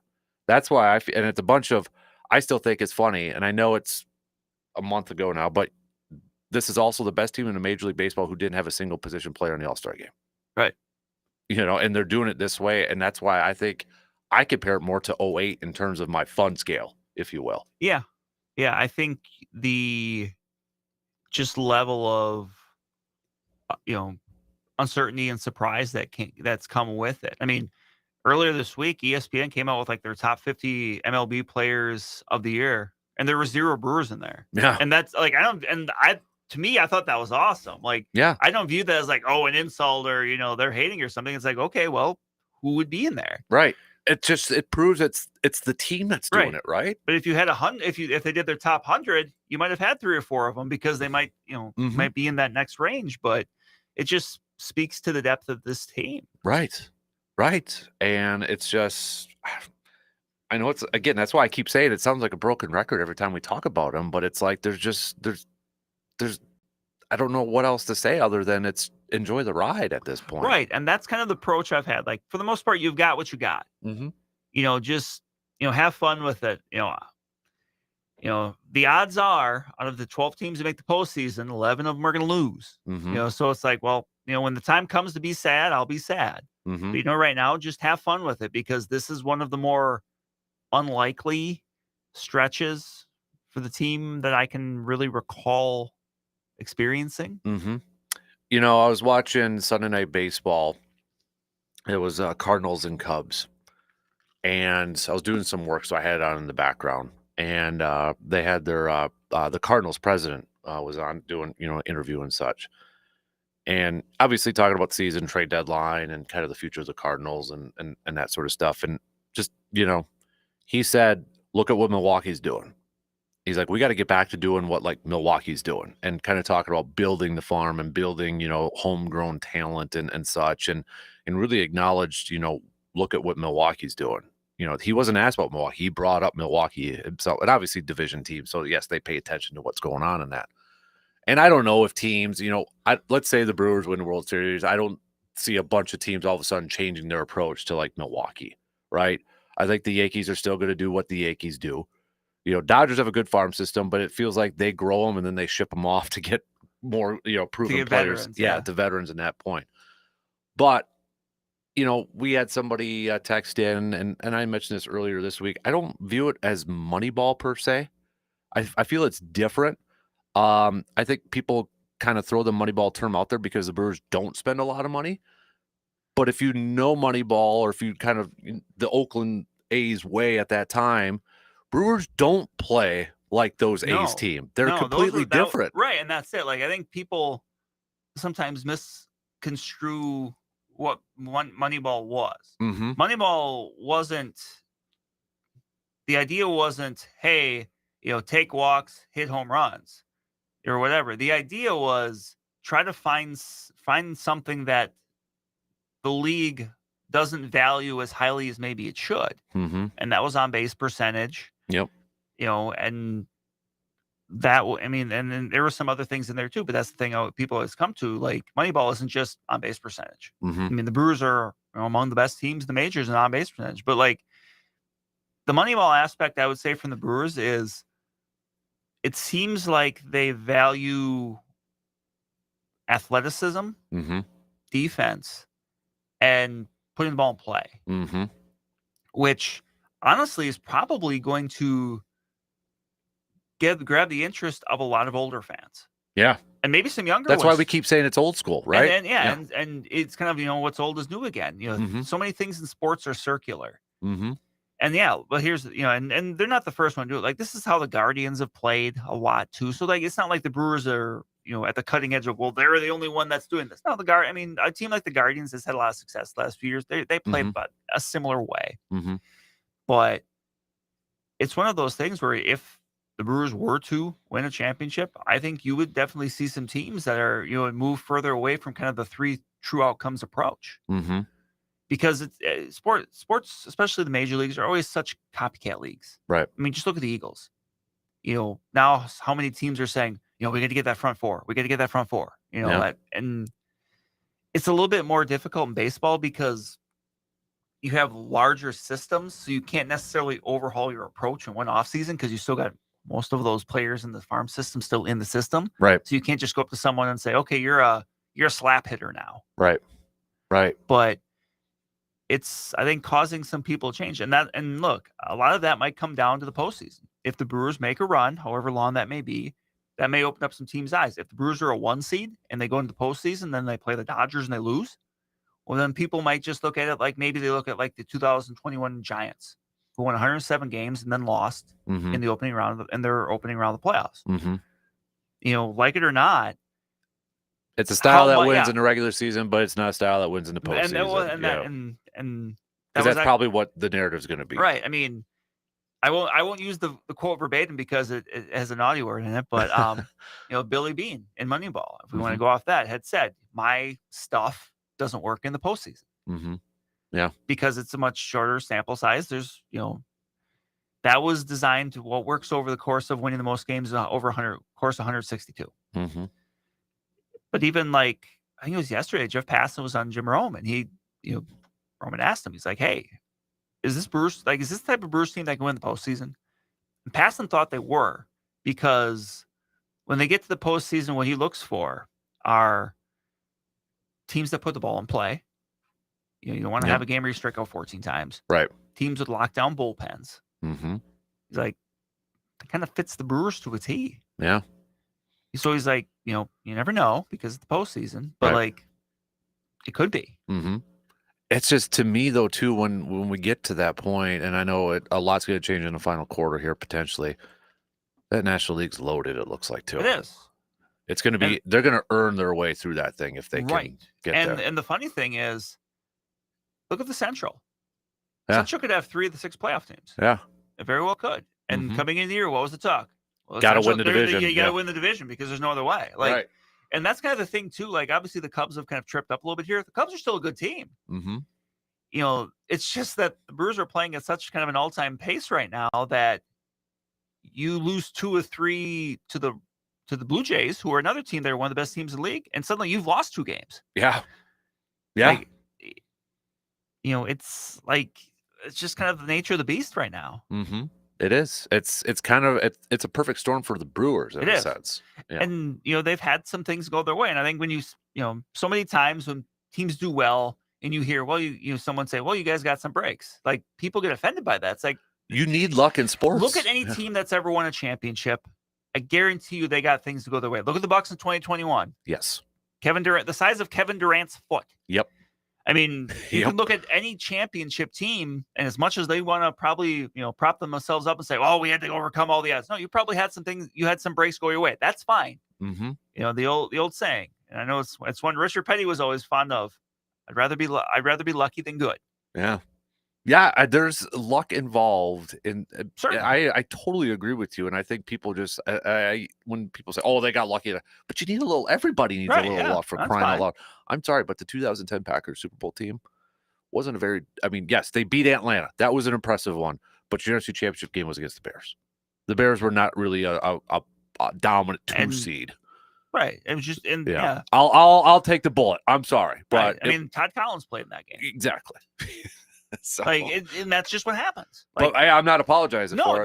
No, you don't have to. I'm not apologizing. You don't have to apologize for it, but you can acknowledge it. Right. And yes, they did beat a very good Steelers team in the Super Bowl. That too. But sometimes some things happen along the way that help. Mm-hmm. That's just how it goes. Mm-hmm. Yeah. Todd Collins, man. Todd Collins. They went through 3 quarterbacks that day. The Bears did. That's right. Because it was who was the final one? I forget his name, because whenever I would see his name after the fact, that's all I would ever think of. Mm-hmm. That's the guy that had to play because it was Cutler, right? Cutler started, then he hurt his knee. Then Collins, did Collins get hurt? Did he get benched then? I got it up here, the box score. Haney. Caleb Haney, that's it, yeah. Yep. Yeah, he was 13 and 20 for $153. Then he threw that pick 6, got 2 interceptions, but one was at the end, and then the other was to BJ Rashi. So yeah, but that's what he gets known for, Caleb Haney. Yeah, but that was actually moving the ball a little bit there too. I was gonna say that stat line up until you brought the interception. Reminds me of a great quote. I love the TV show Futurama. It's one of my absolute comfort TV shows. It can be on any time and I'll watch it. Mm-hmm. In one of the earlier seasons, there's a episode where Bender meets God, and long story short, God tells him, "You were doing really well until everybody died." It's like, okay, that's kind of what it sounds like. Oh, you were doing well. Oh, then you threw a pick 6 to BJ Raji. Oh, okay. Yeah. It was going so well up until then. Yep. Somebody had asked this earlier this week, and again, I think this is probably a better question after the season's over, whenever that's going to be. Mark Anasio get exonerated a little bit here for that. I don't know if I put a lot of the credit to him, though. No. That's the thing. Like, I go threefold. Matt Arnold for identifying a lot in the front office, Pat Murphy and his coaching staff, and the players. Right. And I think if you ask Pat Murphy, he would never take any of the credit. He always gives it to the players and then the front office. But I look at it from a player standpoint of, like, Andrew Vaughn got a second chance, and he took advantage of that second chance. Isaac Collins got a chance. He took advantage of that chance. Yep. Quinn Priester got a third chance. He's taken advantage of that. Yeah. That's a credit to the players for doing that too. Right. And it's kind of interesting because, you look at the awards like Manager of the Year and Front Office, or Executive of the Year, whatever. Like right now, like those are generally awards that aren't won consecutively. Right. But right now, who's the Manager of the Year? It's got to be Pat Murphy. Right. Because you look at the rest of the rest of the National League, like I guess maybe if the Reds made a run, maybe it would be Terry Francona. But like you look at the rest of the National League, it's the Dodgers, the Padres, the Cubs, the Phillies, the Mets. Yeah. Like those are all teams you expected to be here, certainly more than the Brewers. Right. And if they finish off as the top team, I mean, how do you not? Right. He's got to be the first since Bobby Cox to go back to back. Right. And you can make a very good case as well for Matt Arnold. Because When honestly, you can almost probably make a better case for Matt Arnold because of the maneuvering that they had to do and the players that worked. And I value general managers more when they make moves like that instead of like, okay, acquiring proven commodities. You know what I mean? Like, Right. oh yeah, it's easy to sign or make a blockbuster trade for that guy. But to go acquire a Quinn Priester, where at that time people were like, oh, dude, you gave up a lot. Right. Oh yeah, that was Yeah. that was the discussion. Like what you get in, it was a significant haul, relatively speaking, for what you see for a trade in April. But now you got a pitcher who's got double-digit wins. Right. And Andrew Vaughn, yes, 3rd overall pick, was stinking. It felt like, okay, we just got to get rid of Savali. Let's get something in return. I remember the day of the trade because it was right after we went off air. Because I think we were still talking, and then suddenly it kind of popped up on our phones. Like, oh, and then it's like Andrew Vaughn. It's like, well, I know who that is, but I'm like, that strikes me as we need to. Savali wanted to be traded, so they traded him. Like nobody. Yeah. Was like, this is going to be the move. This guy is going to become prime Barry Bonds for a stretch. Right. It's like, but. That's where you identify if you're the front office. Hey, this guy has some traits, some skills. He just kind of needs a reset. Yep. And that's always the interesting thing about Andrew Vaughn is like he kind of got rushed to the majors a little bit. Like it was right around the time of COVID. Like he was playing I think it was like in A or AA. COVID hit, and then they were just like, okay, you're in the major leagues. It's like that's a gigantic jump to make. And he had we've talked about this already, but he's had success. He's done hit 20 home runs, whatever. But it's like. It's never been put together, but you're right. He's a former 3rd overall pick. Like those, you don't get drafted that high unless you do have some talent. Yep, I agree. All right, so we got to take a quick break here. We'll be back to wrap up the 2nd hour coming up after these quick words.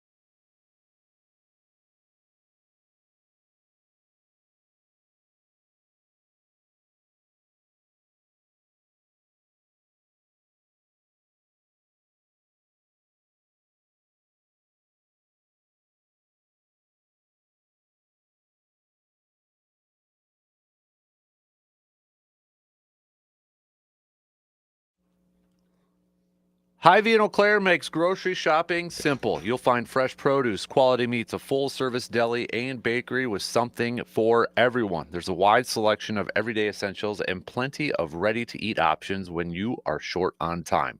And if you're planning a special meal or you just want to unwind, their wine and spirits department has a great variety, from local craft beers to fine wines and top-shelf liquors. It's everything you need in one stop, whether you're planning a big meal or just picking up a few things. See the difference today by shopping at Hy-Vee in Eau Claire.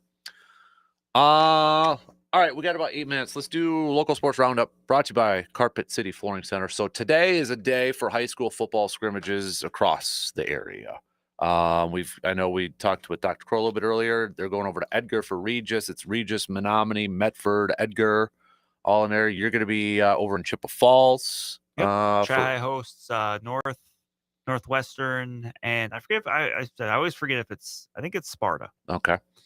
But you've been doing a really good job. If anybody wants to check out Chippewa.com or pick up Chippewa Herald, doing some previews of a lot of our local high school teams, 8-man and full squads, or 8-player and full squads over there too. So, and then next week begins games. Yeah, next right away? Thursday is the first set of games. Oh man, and we get going. Yeah, and I mean, girls golf is kind of underway now. I mean, they've been practicing, but games get underway there. Next Monday is the last of the teams to start practice. It's volleyball, cross country, and boys soccer, I believe. Okay, and then full steam ahead. So in your travels and in your chats with some coaches and such, has anything kind of stood out to you in that, or is it still kind of early in the process, do you think? I mean, it's still early in the process. There's certain things I was talking with coaches about. And one of them is something I'll have a story on once the season gets underway, and that's the changes of the playoff format, or how teams make the playoffs, which is interesting. And we talked, I think, a little bit about this, earlier on this year, but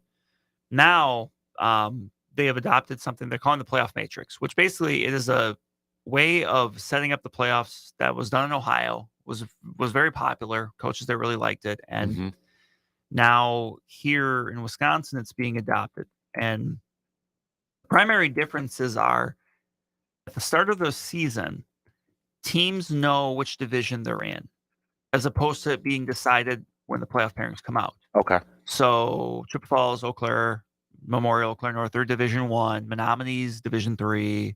New Richmond's Division II. I think Rice Lake is D3 too, if I remember correctly.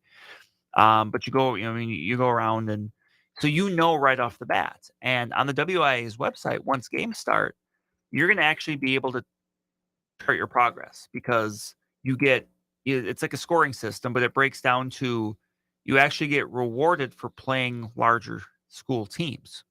So I forget the point value, but it's like a half point difference in each division from Division I through Division 7. So if you're a D6 school and you pick up a win over a D5 school, that's going to help your case. And then then you also factor in like strength of schedule and other stuff in there. And so every week you're going to be able to see, okay, this is where we stand. Hey, right now we would be the 7 seed. Right now we would be on the outside looking in. And it kind of gives you that idea of knowing. Now, it's a little bit different in 8-player because there's only one division, so there's no, you just kind of know where you stand. But either way, I mean, I've talked with coaches, and the general consensus is they like it. They like the transparency. That's something that we haven't always seen when it comes to playoff pairings, especially the last few years, because keep in mind, I forget how long ago it was.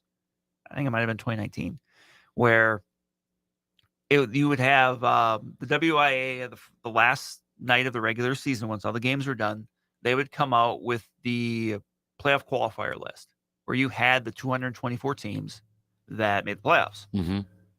And then you would know the divisions. They would break out, okay, here are the regions. And then the next morning, coaches would meet and they'd have a seating meeting. Okay. Every coach would give their spiel, say, hey, this is our team, this is what we're about. And then coaches would vote on who was the 1, who was the 2, who was the 3. They went away from that system 2-3 years ago, I forget however it was. And the WIA went to its own like formula for it. You would still know, and it was a little bit different because you wouldn't necessarily know if you were in the playoffs or not. And they had like a Saturday morning like playoff pairing reveal show. But the thing was, you never fully knew what the system was. Like you didn't know how it was weighted. And that's kind of something you've seen with other sports like basketball, where that's been kind of a complaint with other coaches sometimes is, okay, we kind of know what goes into it, but we don't know how much. So there was always kind of this, almost like this cloak of unknownness Mm-hmm. where like, okay, why is this team this over this? And one of the interesting things that they've done with the system too is when the Coaches Association showcased it to the coaches, they actually went back the last couple years and said, using this system, this is what the pairings would have been like. And there were some differences. So, and there were some teams around here that those differences impacted. You know, Mm-hmm. maybe a team was a 2 seed or was a 3 seed, but they would have been a 2 seed. Well, that's the difference. That's the difference between a home game or not in the second round. Mm-hmm. Like, so that's going to be, I think, a big thing for people to kind of keep an eye on. It's Mm-hmm. just that, you know, you're going to be able to keep a track of your team and you're going to know after the first game, after the fifth game, after the eighth game, like, okay, where do we stand? Right. And knowing what's ahead. And that's interesting. I don't know. So I saw this from a couple days ago, just really quick here. So like ESPN Madison did a media poll for Yes. football. Oh, yeah. I actually vote in that. Did you vote? I do. Okay. I'm a voter in that. Perfect. So, because I thought it was kind of interesting to see where everything's at. They had the large and medium and small divisions in there, and I mean there is some. There's representation from this area. Yeah, Rice Lake finished number 2 in the medium, and then St. Croix Falls was at 10 in there, and in the small division you really get some representation. Regis was 5, Boyceville was 6. You know, Bondwell's on there, Blackhawk Warren, number 1 was Stratford and Edgar. Yeah. You know, 1, 2. So Right. St. Mary Springs at 3 over there, Grantsburg 4. So I mean, seems like some high expectations for a lot of our local ones. Right. And, you know, talking about those small school ones, I mean, Regis, I mean, every year Regis is there. Yeah. I mean, Coach Brenner and staff, they run a tremendous program, and they've got some heavy hitters back from last year. Boyceville, a team that came with an eyelash of advancing to state last year, lost to Edgar. And actually, after that game, Coach Jerry Sins from Edgar told me, he goes, when he had the conversation with Coach Romeo for the Boyceville, he told him, like, next year at D7, you're the team, because Edgar moves up to D6 this year because of competitive balance. Like, Nice. that's a Boyceville team that brings back almost everybody. Wow. Like, including their quarterback, their running back, like just all of their heavy hitters are back. So that's a Boyceville team that in the Dun St. Croix, and maybe beyond, is going to be one that a lot of people are keeping a very close eye on. And then of course Rice Lake again, you know, right up there and too. then So you know, they're going to have a lot of turnover from last year, but I mean, that's a Rice Lake team that figures it out. Yeah, I mean, it's a program. You know, Dan Coach Hill up there does a great job with it. You know, Big Rivers, New Richmond's going to be another team. You know, they got to vote. They got to vote for me in the large school poll. I will say that. I mean, that's a New Richmond team that brings back some heavy hitters too. Won the Big Rivers last year before they were upended by Rice Lake in the postseason. You know, the Tigers are going to be there. Right. Good stuff. All right. 2 in, 1 more to go. Cream of the crop, bottom of the barrel coming up next.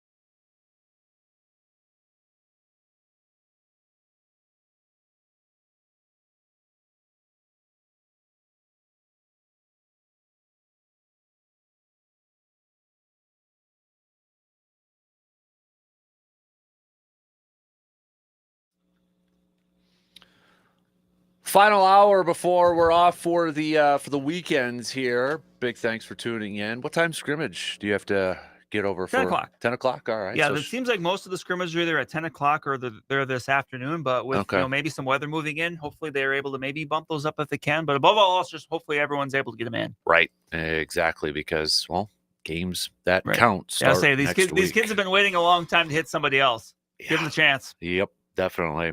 Coming up here in just a skosh, we'll do some cream of the crop and bottom of the barrel. Then after that, the AJM Automotive pump the brakes or full throttle. We'll hit that up. So, and then we'll get back to some more Brewers chats here too. But let's begin with a little cream of the crop or bottom of the barrel. I'm gonna have to find at some point the barrel clip now.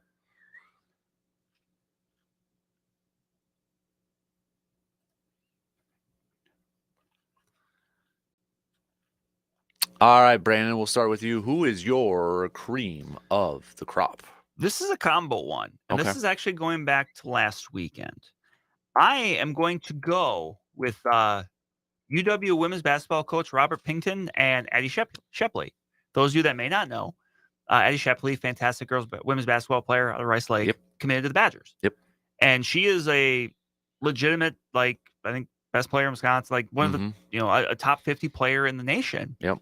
And committed to new Badgers basketball coach Robin Pington and the Badgers women's basketball program. They're putting together a recruiting class for the upcoming year that's got some pretty big names coming out of Wisconsin and the state of Wisconsin. A lot of times when you hear a coach take over, you always hear him say, well, we want to be able to recruit our home state. And that was something she said. But early on, you're kind of seeing the results of that. I'd seen from people that know more about this than me that that is one of the biggest gets. It might be the biggest get of the 21st century for Badgers women's basketball. This was, Shepley had a ton of offers. She could have went to a lot of high profile places, but, kind of hearing her reasoning, she wanted to be a Badger. She liked what she heard. And that's, look, the Wisconsin women's basketball team, it's kind of been stuck in kind of, I don't want to say irrelevancy, but just a place where it's just kind of off the radar for so many people. Well, I mean, UW Green Bay is the better program. It is, yeah. And that's not a knock on Green Bay. It's just, you don't think that, I think. Right. When you talk about you look at some of the other, even like a UW Milwaukee, they've had some success. They've had better, yeah. So, this is a kind of a endeavor to kind of get the Badgers back to relevance. And it's just off to a really good start. I think that's a really important thing to acknowledge, not just for the new coach, but also for a local athlete who's going to, play a role in helping to do that. Yep. What's your it's combo. Okay, yeah, okay, both. Yeah, both of those together. My cream of the crop. We had a couple people chime in about this week, so I got to go with Brewers fans especially from last weekend. Obviously we heard Pat Murphy say, I've been here 10 years and this is the best environment, craziest environment, loudest, paraphrasing and such. That's one thing to hear the manager say that, it's like, okay. But we had a couple people chime in this week and say, I've been going for double-digit years. That is the best, most electric environment I've ever been at AmFam Field. And then you factor in the weather that was going on down there. I'll be going next weekend to experience it and such, but that's a credit to Brewers fans. Yes, and I think it was Adam McCalvey or was it Kurt Hogue that had said that. I think it was on the Blake Perkins, throughout the play. He said that was about as loud as I've ever experienced it here. Yeah, those are people that and Sal Frelick's home run last year in the postseason, right? A couple of the top ones I've seen. We've seen the attendance, here these last several series. That's a shout out to Brewers fans showing up. I mean, even was it a Tuesday night game when I was flipping through and I was watching a little bit of it on the TV, and I'm like, that looks more full than a typical Tuesday night game at AmFam Field. I know it was Paul Skeens, but still, yeah. It's like, okay, that's tip of the cap. Nice work. So, all right, bottom of the barrel. All right, this one was an easy one when I saw it. My bottom of the barrel, the Polad family for not selling the Twins. Hey, but they're going to have some temporary investment. What the hell does that mean? Was it limited? Yeah. Basically, they're going to bring some people in that are going to give them some money and really not have much of a voice. Yeah. Twins fans, you deserve so much better than that. Like, you have I feel like you have an organization that, for the most part, does the things the right way. You have a nice stadium, like, and you have fans that want to support. Mm-hmm. And it's funny because going back to the Casper Classic, some of them were Twins fans. So we were talking a little bit, and we knew news about this, but it was right after the big sell-off at the deadline, which I think a lot of people, like including myself, assumed, okay, well, we'd heard the rumors about the poll ad selling. So it's like, okay, they're just going to clear in some books before, someone buys them. Okay, that happens. And, just having, some of the guys that we're golfing with are Twins fans say, hey, we love the Twins, but it's like, up until there's an ownership change, like, we're not motivated to give the poll ads any more of our money. Yeah. And I don't blame them. Right.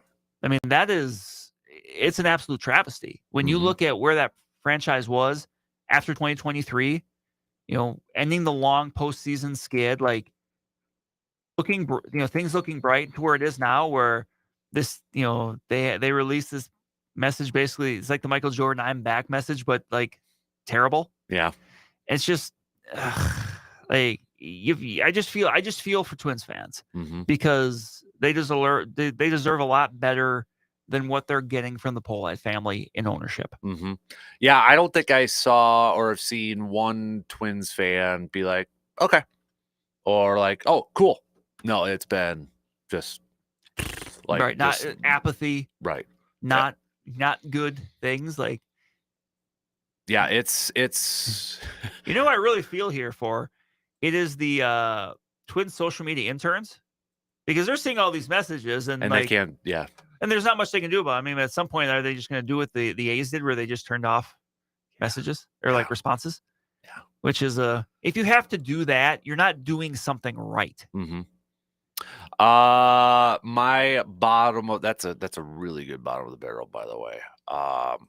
My bottom of the barrel is gonna go a little bit of a different route.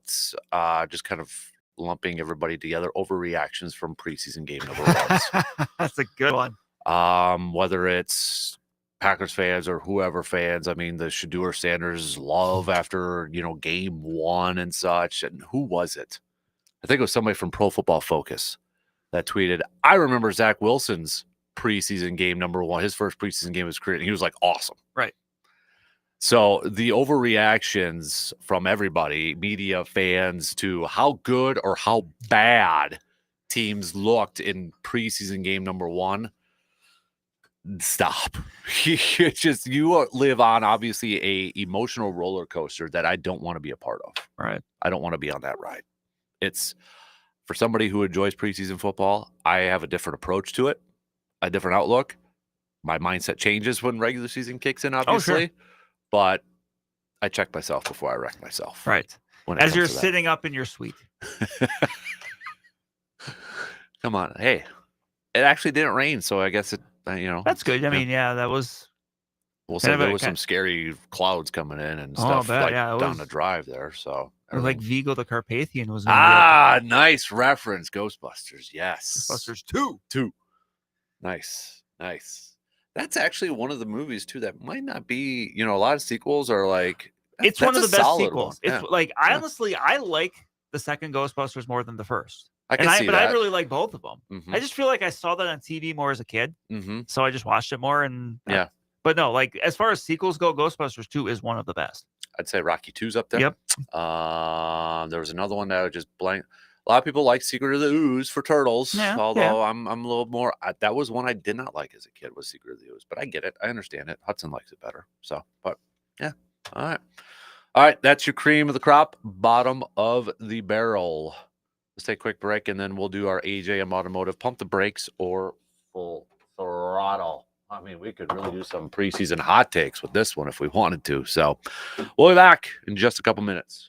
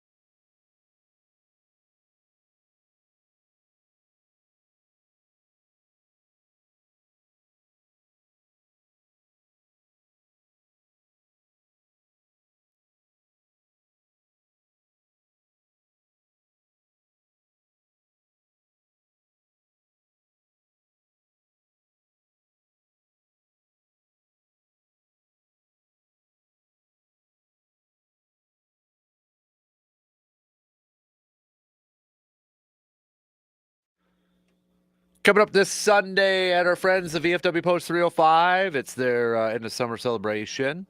Sunday, August 17th, 11 to 5, free admission. They'll have beer, drinks, and food for purchase as well as games, raffles, and fun for all. Celebrity bartenders. We've got Donna that's going to be in the dunk tank too. So if you want your shot, that's $5 for 3 throws. I almost said free throws. 3 throws. Over there, but and then Eddie Beaver's music going on from 1 to 4 p.m. So again, it's coming up this Sunday at the Pavilion at VFW Post 305, located on Star Avenue. Plus, they got a cornhole tournament too. So they're gonna have Sunday. Don't have a pack game to worry about. Got nothing going on. Boom, right there. So, all right, ready for a little AJM Automotive Pump the Brakes, Full Throttle. Brewers are going to win 100 games this year. I have to look at the numbers because 42 games left. Okay. 76 wins right now, is it? 76, Okay, so 77? 42, so they win 21. If they go 500, they're at 97. Yes. So they're at 97 wins right now, right? If they would win 21 out of the last 42 at 76, that's math. You know me though, dude. So I'm going to say full throttle. I'm going to say like they're going to cool off, but I still think they're going to be a little bit over 500 enough to get to 100. So yeah, they're at they're 76 and 44 right now. So they would need 24 wins out of the 42 to get to 100. So they would need to be 24 and 18. Yep. I'm going to say they do it. That's only 6 games above 500. Yeah. 57% of your games. So I'm going to say, yeah. I got the schedule right here. I'm looking at this. It's I think easy. especially September, though, it opens up a little bit. Yeah, it opens up. It opens Once up. you get past that, like that Philly series nearly. I'm a full throttle list too, man. Dude, 100 wins for the Brewers. Franchise record is 96. Yeah. I think obviously if we're both saying 100, it's full throttle. They're going to break the franchise record for wins. Yes. You know, that's what math tells me too. 100 is more than 96. But serious, like I'm still flabbergasted at what we're witnessing with this whole thing. Would you in your lifetime ever think that Brewers are going to win 100 games in a single season? I wouldn't have called it. For much of my life, I would have been surprised if they won 83. Yeah. A winning record. Had a friend of mine tell me yesterday they win all of them. I believe they break the record for most wins. Not only that, they would have the longest win streak in Major League history, I feel like. Right? So, hey, got something to shoot for there, man.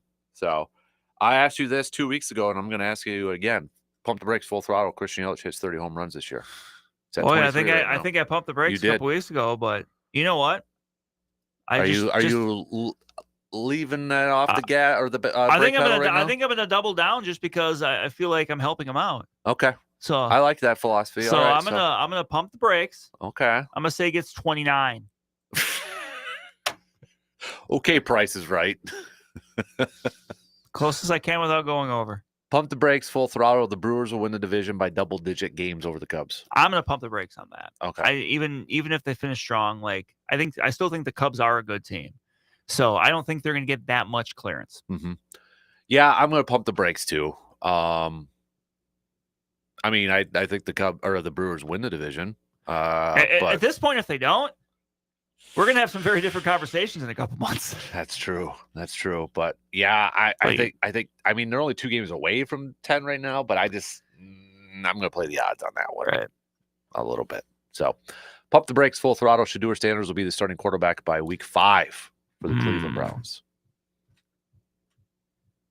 Our favorite guy at the draft, by the way, that Brandon and I kept yelling on day 2 at the stage. Every time they were coming up, Shedeur! We kept getting looks. So yeah. We were wrong. Way wrong. I'm gonna pump the brakes, but I do think he's gonna start at some point. I think at some point, once the Browns are out of it, they're gonna say, you know what? Let's just do it.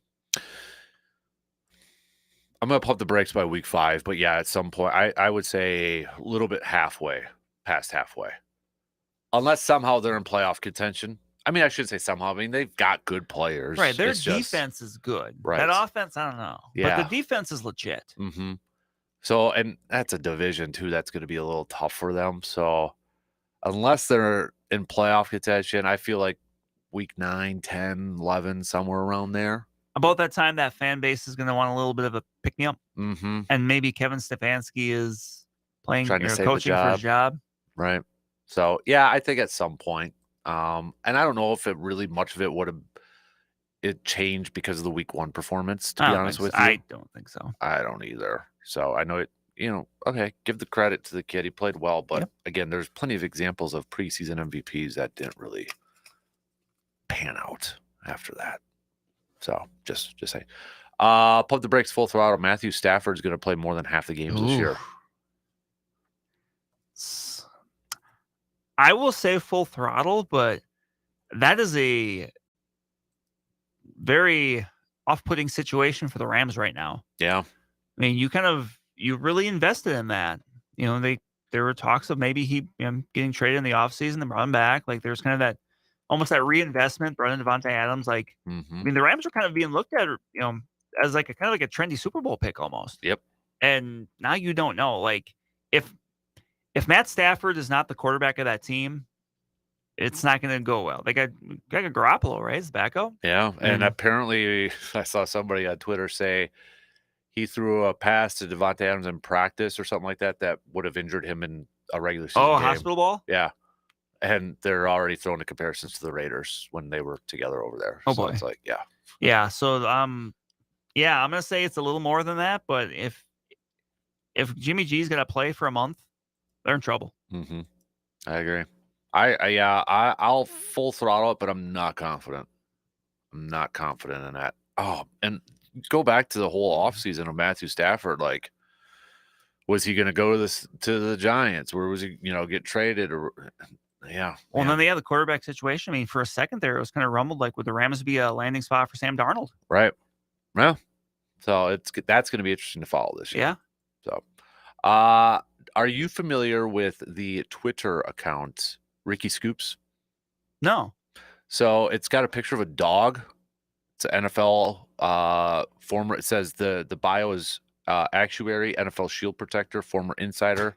Got a 4 on my AP bio exam. He's got 40.5 thousand, so 40,000, over 40,500 followers. Apparently he's had whoever, he, she, it, whatever. I don't know because it's a picture of a dog. Maybe it is a dog. Yeah, maybe it is, but has gotten Scoops rights before.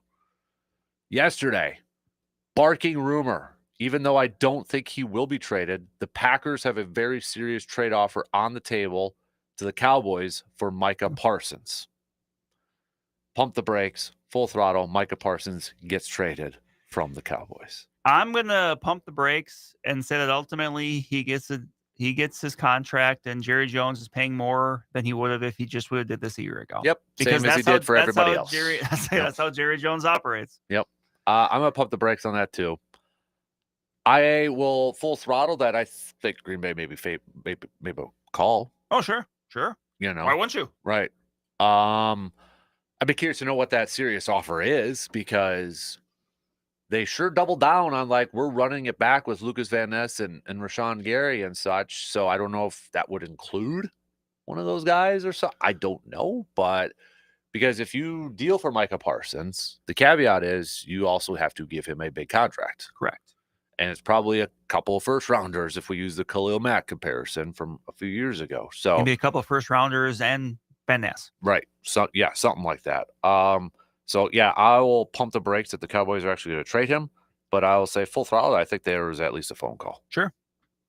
I don't know how serious of an offer. That where it might be where I'm just kind of coasting instead of, no gas pedal, no brake pedal, just kind of coasting on there. So yeah, Ricky, I've never heard it, but he's got over 40,000 followers. So maybe I need to start following Ricky on good old X now. So, all right, I just did it. I clicked it. So bark, breaking news. So, I feel like I've heard about this guy before because of the whole dog thing. Maybe that's why it sounds familiar to me. I'm not quite sure, but the whole dog thing is kind of, it's I don't know. There's something there that's giving me a little bit of a flashback here. So, okay. I don't know if you saw this, but they did the all-time, let me bring it up, All-American team for college football. Did you see this? I heard that, yeah. I think it's AP. Yeah. The annual Associated Press All-America team tradition turns 100 with the 2025 college football season. And to celebrate, the AP constructed a pair of all-time teams honoring the greatest players to step foot on the college football gridiron. Pump the brakes. Full throttle. Tim Tebow, they got it right, listing him as first-team quarterback. I want to pump the brakes, but I'm just trying to think quickly in my head who I would have instead. Do you want me to tell you who their second-team quarterback was? Sure. Vince Young. Okay, so they're going relatively recent. I mean, recent for us. If you don't think that's relatively recent, then you're calling us old, and I don't like that. But, I mean, I don't know if I would put... I would put Tebow over Young. I'm going to do it, but I don't want to do it. I'm going to pump the brakes, but I don't know who I would put instead. Like, yeah. I don't like doing that. Yep. But I don't know. I'm going to pump the brakes too. I'm kind of in agreement with you that, okay, who would you put? Right, and that's the thing. Like, to me, that's the caveat. If you say I'm not going to do that, then I'm not going to go that direction. You have to say who you would do instead. Because the other part in this whole thing is like, yes, it's easy to come up with, but it's college. It's it's college. just college. Yeah. So it's like, it's not Tom Brady. Right. It's not Tom Brady. Could we throw Peyton in there? Even though he did, do you have to? Does it have to be a national championship caliber? I mean, he was it's part of it. I don't think I would put Manning over Tebow, just because I think he was one of those guys that, like, he had a really successful college career, but he for him, it's the pros. Right. Yep. I'm gonna go a little bit of old school. I'm not saying I would. I'm trying to think of maybe some old school, different type of players. But what about like Roger Staubach? That was literally the person I was thinking of. Was it? Okay. Staubach. Okay. Because that's the first person that kind of came to mind. And obviously, then you're comparing different eras and stuff like that. But yeah, Doug Flutie, Flutie Flakes. Come on, we got to put Doug Flutie in there, right? Got to put Doug Flutie. So I'm trying to remember. Okay, Staubach did win a Heisman. I couldn't quite. Yeah, he won one. So okay. Yeah, maybe. It's interesting that it's those two quarterbacks that they picked because you don't really think of them mostly as a pocket passer. No. You know, Vince Young's highlight was running the run against USC. Scramble, yeah, in the Rose Bowl. Right. So that to me was kind of interesting there. I'll just go through the first team offense. Tim Tebow, Barry Sanders, yeah. Herschel Walker. Yeah. Randy Moss, Larry Fitzgerald. Brock Bowers, tight end already. Orlando Pace, Bill Fralick, John Hanna, Jim Parker, Chuck Bednarik for there.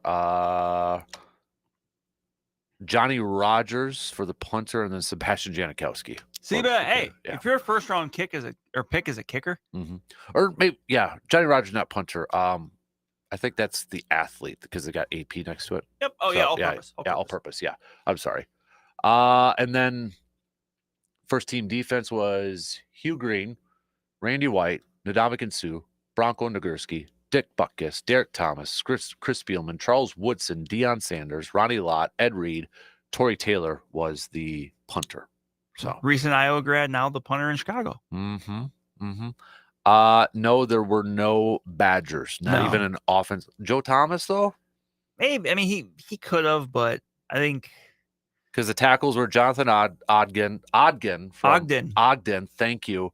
Bryant McKinney, second team, and then obviously I went through the first team already there too. So it's the question of like, okay, if you think it's this person, who do you take out? Right. That's what it comes. And down McKinney to. Was a legitimate like top shelf prospect coming out of Miami when he got drafted for the Vikings, and he was more good than great with the Vikings. But like as a college player, he was dominant. I don't think he allowed a sack in college. Right. And then his first game of the Vikings, he allowed a sack. Yeah. Pump the brakes, full throttle. Going back to baseball here for our last couple. Pump the brakes, full throttle. Isaac Collins is the National League Rookie of the Year. Full throttle. Do you think he'll win it though? It's him right now. It's him or Drake Baldwin. And I feel like Baldwin's got the advantage because he was an all-star. Yep. I feel like voters are going to look at that. Correct. Well, this was a guy all season long was good instead of maybe like, just a late push in the second half sort of thing. I agree with you, though, Collins but I has just the better feel numbers. right. Now, Baldwin playing catcher, that helps. I mean, that's a tougher position, but Collins' numbers are superior. Mm-hmm. Yeah. So that would I would be agree. I agree, but I feel like, is it a popularity contest when it comes to this stuff? Sometimes. Yeah. But at the same time, does the buzz the Brewers have right now help his case? So, versus the Braves, who are, struggling. And that to me is where I go, okay, you got Isaac Collins, who is a pivotal player on a first place team. Right. And he's a rookie. At this point going forward, Isaac Collins should be hitting second. I agree. I mean, him and Frelick at the top of the lineup, I really like because that's a lot of on base. Mm-hmm. I mean, that's two guys who get on base a lot in front of, the heart of your lineup. And that's, to me, what the top of your lineup should be about. Mm-hmm. No, I completely agree with that. I like that lineup. I was a little surprised that one day when Terang was batting leadoff in Frelick, and then Terang hits a home run. And then what happens the next day when Frelick's batting leadoff? He hits a home run. So, but yeah, I like the Frelick, Isaac Collins 1-2 punch. Then they've gone back and forth between 30 after and that, it's kind of moved around a little bit. But to me, those should be the constants. Mm-hmm. Those two guys at the top. Mm-hmm. Pump the Brakes, Full Throttle, National League and American League MVP races are now more wide open than they were just a few months ago when we asked this question, when it was like, yeah, it's Ohtani and Judge again. Maybe more so American League? More so American League. I'll go Full Throttle. I think Cal Raleigh really has put his name in there. Mm-hmm. We'll see now the National League with, we were thinking Ohtani before, but, certainly Kyle Schwarber is helping his case. Yep. Yeah, I'm looking at some of the odds. These are the latest odds from this looks like from Fox Sports. Aaron Judge still the odds-on favorite for the American League at a -220, but Cal Raleigh's +165. Then it skyrockets. Jose Ramirez is like 10,000, so it seems to be a two-person race there. The National League ones are a little interesting. Ohtani's still the favorite, but it's -20. It says -20,000. I wonder if that's -2,000, or maybe there's an extra zero or a couple zeros on there. Kyle Schwarber is a +2,000. Manny Machado +8, third best odds right now. By the way, Padres are surging. There is no Brewer player in the top 13. Yes. Paul Skeens is 5th. Pete Alonso 6th. Corbin Carroll is 7th. We're talking about maybe some non-playoff team. There is no Brewer in the top 13. Good. I just embrace that at this point. That, to me, that's fun. Mm-hmm. Yeah. I love how you said good. FanDuel. Okay, FanDuel says -20,000 too for Shohei Ohtani. All right, so yeah, Shohei Ohtani, Kyle Schwarber, Manny Machado, your top 3. Yeah, Schwarber's making a really late push there, isn't he? Oh, man. Cy Young, just really quick, Cy Young for National League is still Paul Skeens, then Zach Wheeler. American League, Tariq Skubal, and then Garrett Groshett is up there. Where is, for what it's worth, Freddie Peralta's not even on the top 10, and he's got, oh, no, he is. I'm sorry, 1, 2, 3, 4. He's 5th, +8,000. So he's got the 5th best odds. Okay. Yeah, I was gonna say he'll get some down ballot votes. Mm-hmm. Yeah. Ooh. So this one's updated a little bit. National League Rookie of the Year, Isaac Collins now has the odds-on favorite. -120. Drake Baldwin, though, right behind him, +105. Then there's a big jump. Cade Horton +1,400. Jacob Mizrowski +2,000. So at least this one has shown. This is on FanDuel right now. Sportsbook.com.fanduel.com or sportsbook.fanduel.com. Isaac Collins, odds-on favorite right now on there. I'll take. Who'd have thunk it? I'll take all that and a bag of chips. What kind of chips? I had some chili cheese ones the other day, so those are kind of my go-tos. So, all right, that's your AJM Automotive Pump the Brakes Full Throttle. Let's take a quick break. We'll make some picks and then finish up talking some more Brewers here this morning. Coming up after these quick words.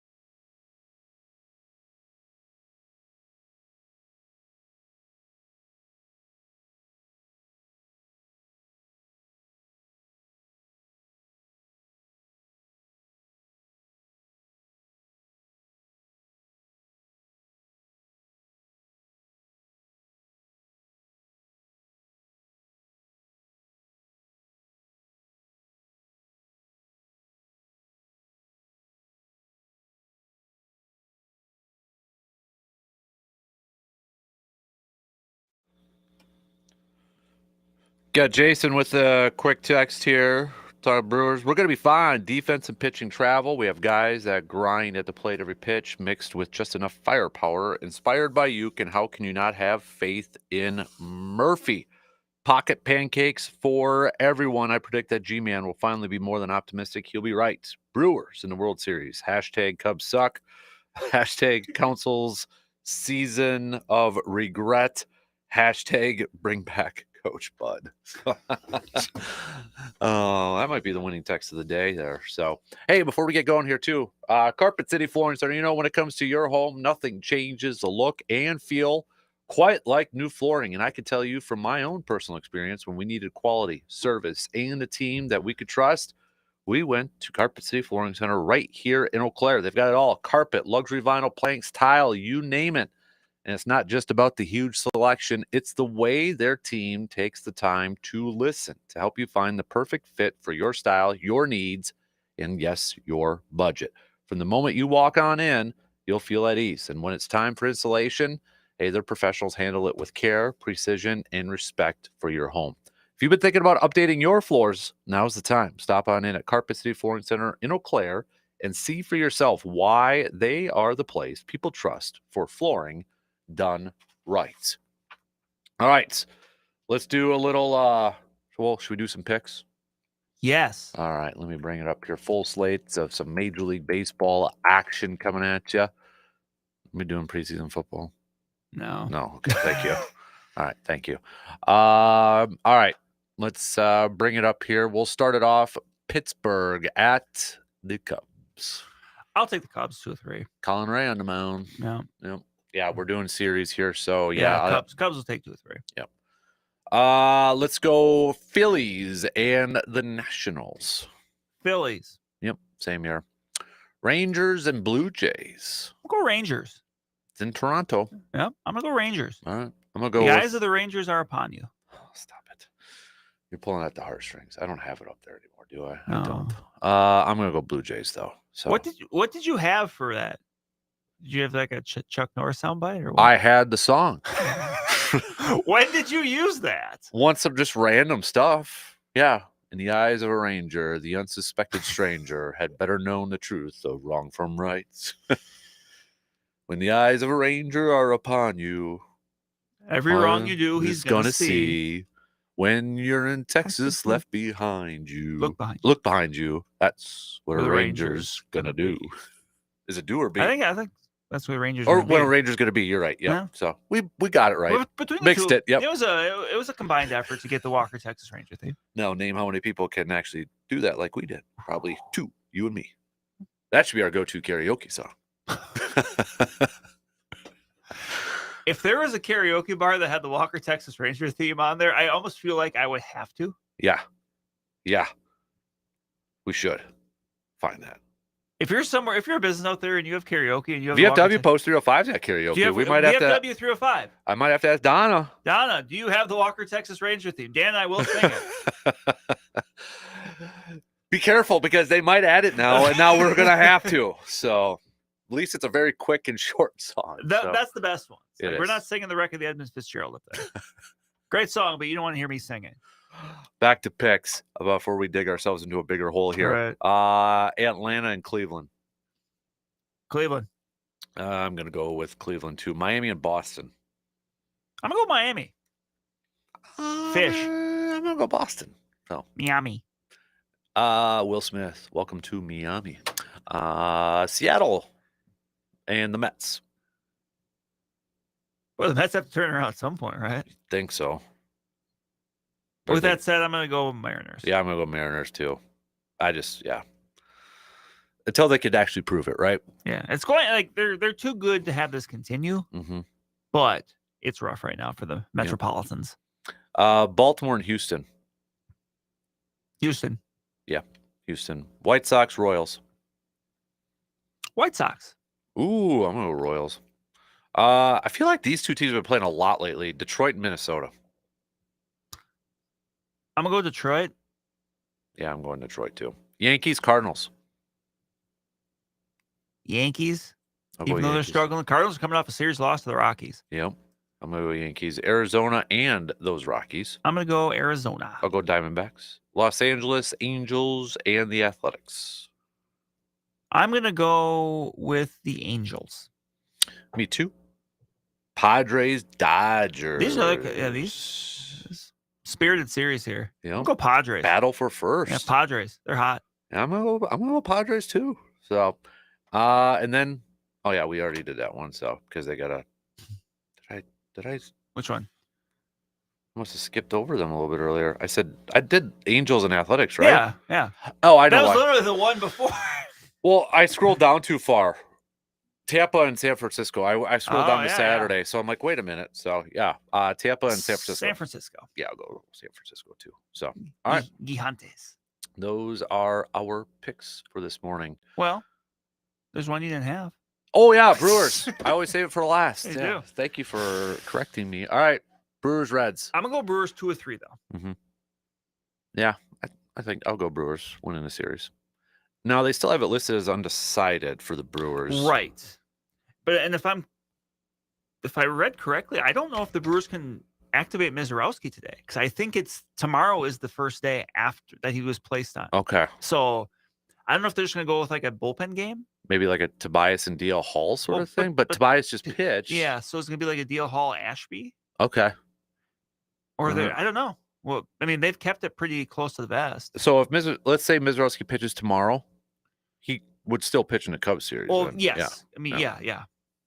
So I'm trying to figure out. And I'm kind of wondering for that doubleheader game, I'm wondering if they elevate like Chad Patrick. Mm. You know, because the 'Cause he can, two right? games on Monday, and I'd have to look and see when he pitched last. Mhm. But like to me, it makes sense because you're not going to pitch your 5 starters in those 4 games, right? Because you're going to get yourself off kilter, right? With your days off and stuff. So to me, it makes sense for them to elevate a minor league pitcher. Mm-hmm. And right now, I mean, especially with Logan Henderson going on the injury list, like to me, that Chad Patrick maybe is the guy that makes sense. Mm-hmm. Yeah. But it might be someone else. That's going to be an interesting series. I don't think it would be enough to have Robert Gasser stretched out. That would be a big spot to bring a guy back from significant surgery. Oh yeah, hey, here we go. Yeah. So, I mean, is he even at AAA yet? Is Robert Gasser? I don't know. Like he's had rehab appearances, but I just, to me, that always seemed like that was going to be more of a long-term ramp up, and then you just let him finish the year in AAA, and then 2026 you can go into the next spring training with him kind of in that race. Right. Yeah. But yeah, Chad Patrick seems like the likeliest. I would think so. Even though I think he's kind of struggled a little bit here recently in the minors. Okay. Numbers are still good, but he's gotten hit around a little bit. So all right, just gotta hope the wind's not blowing out at Wrigley that day. I feel like this is gonna be a testy series with a desperate Cubs team and a Brewers team that's been really dominant. I feel like there's gonna be some high emotions, some sparks flaring. Especially it's the last time these two will face each other in the regular season. Yep. So, but we got to focus on the Reds first. We do. Right? Got to focus on the Cincinnati Reds here too. And they're only half game out from a wild card spot. The Reds they got a lot to fight for here. Mm-hmm. Yeah. So I think that's where the Brewers have done a good job of buying into Pat Murphy's what do you want to call it? Motto. Message. Win tonight. Yeah. One game at a time type of approach. And they've all done that. So Bucks schedule has come out. If anybody's all into that. Now there was something about that I saw that was very interesting that I thought would be exciting, that you would be very excited about. I mean, I am too, but I thought it was something that would appeal to you. A certain game? A certain game. Let me bring it up. You got me intrigued now. I do. Okay. There's a very specific reason I thought of this. It's not the opener with Chris Middleton coming. No. Okay, let me look. I'm kind of scrolling through here. I got to imagine, is it an Orlando thing? No. Okay. Pretty early. Okay, you weren't looking at the same schedule I was, so it was a lot easier to visualize on the other schedule. I think I just saw it when the Bucks tweeted out. But they have one of the first Tuesday night on NBC games. Oh, I think it's the Knicks. Yeah, it is, right? Okay, it says NBC right here. Yeah. It's going to be one of the early on, you're going to get that fix right away. Yeah. Yeah.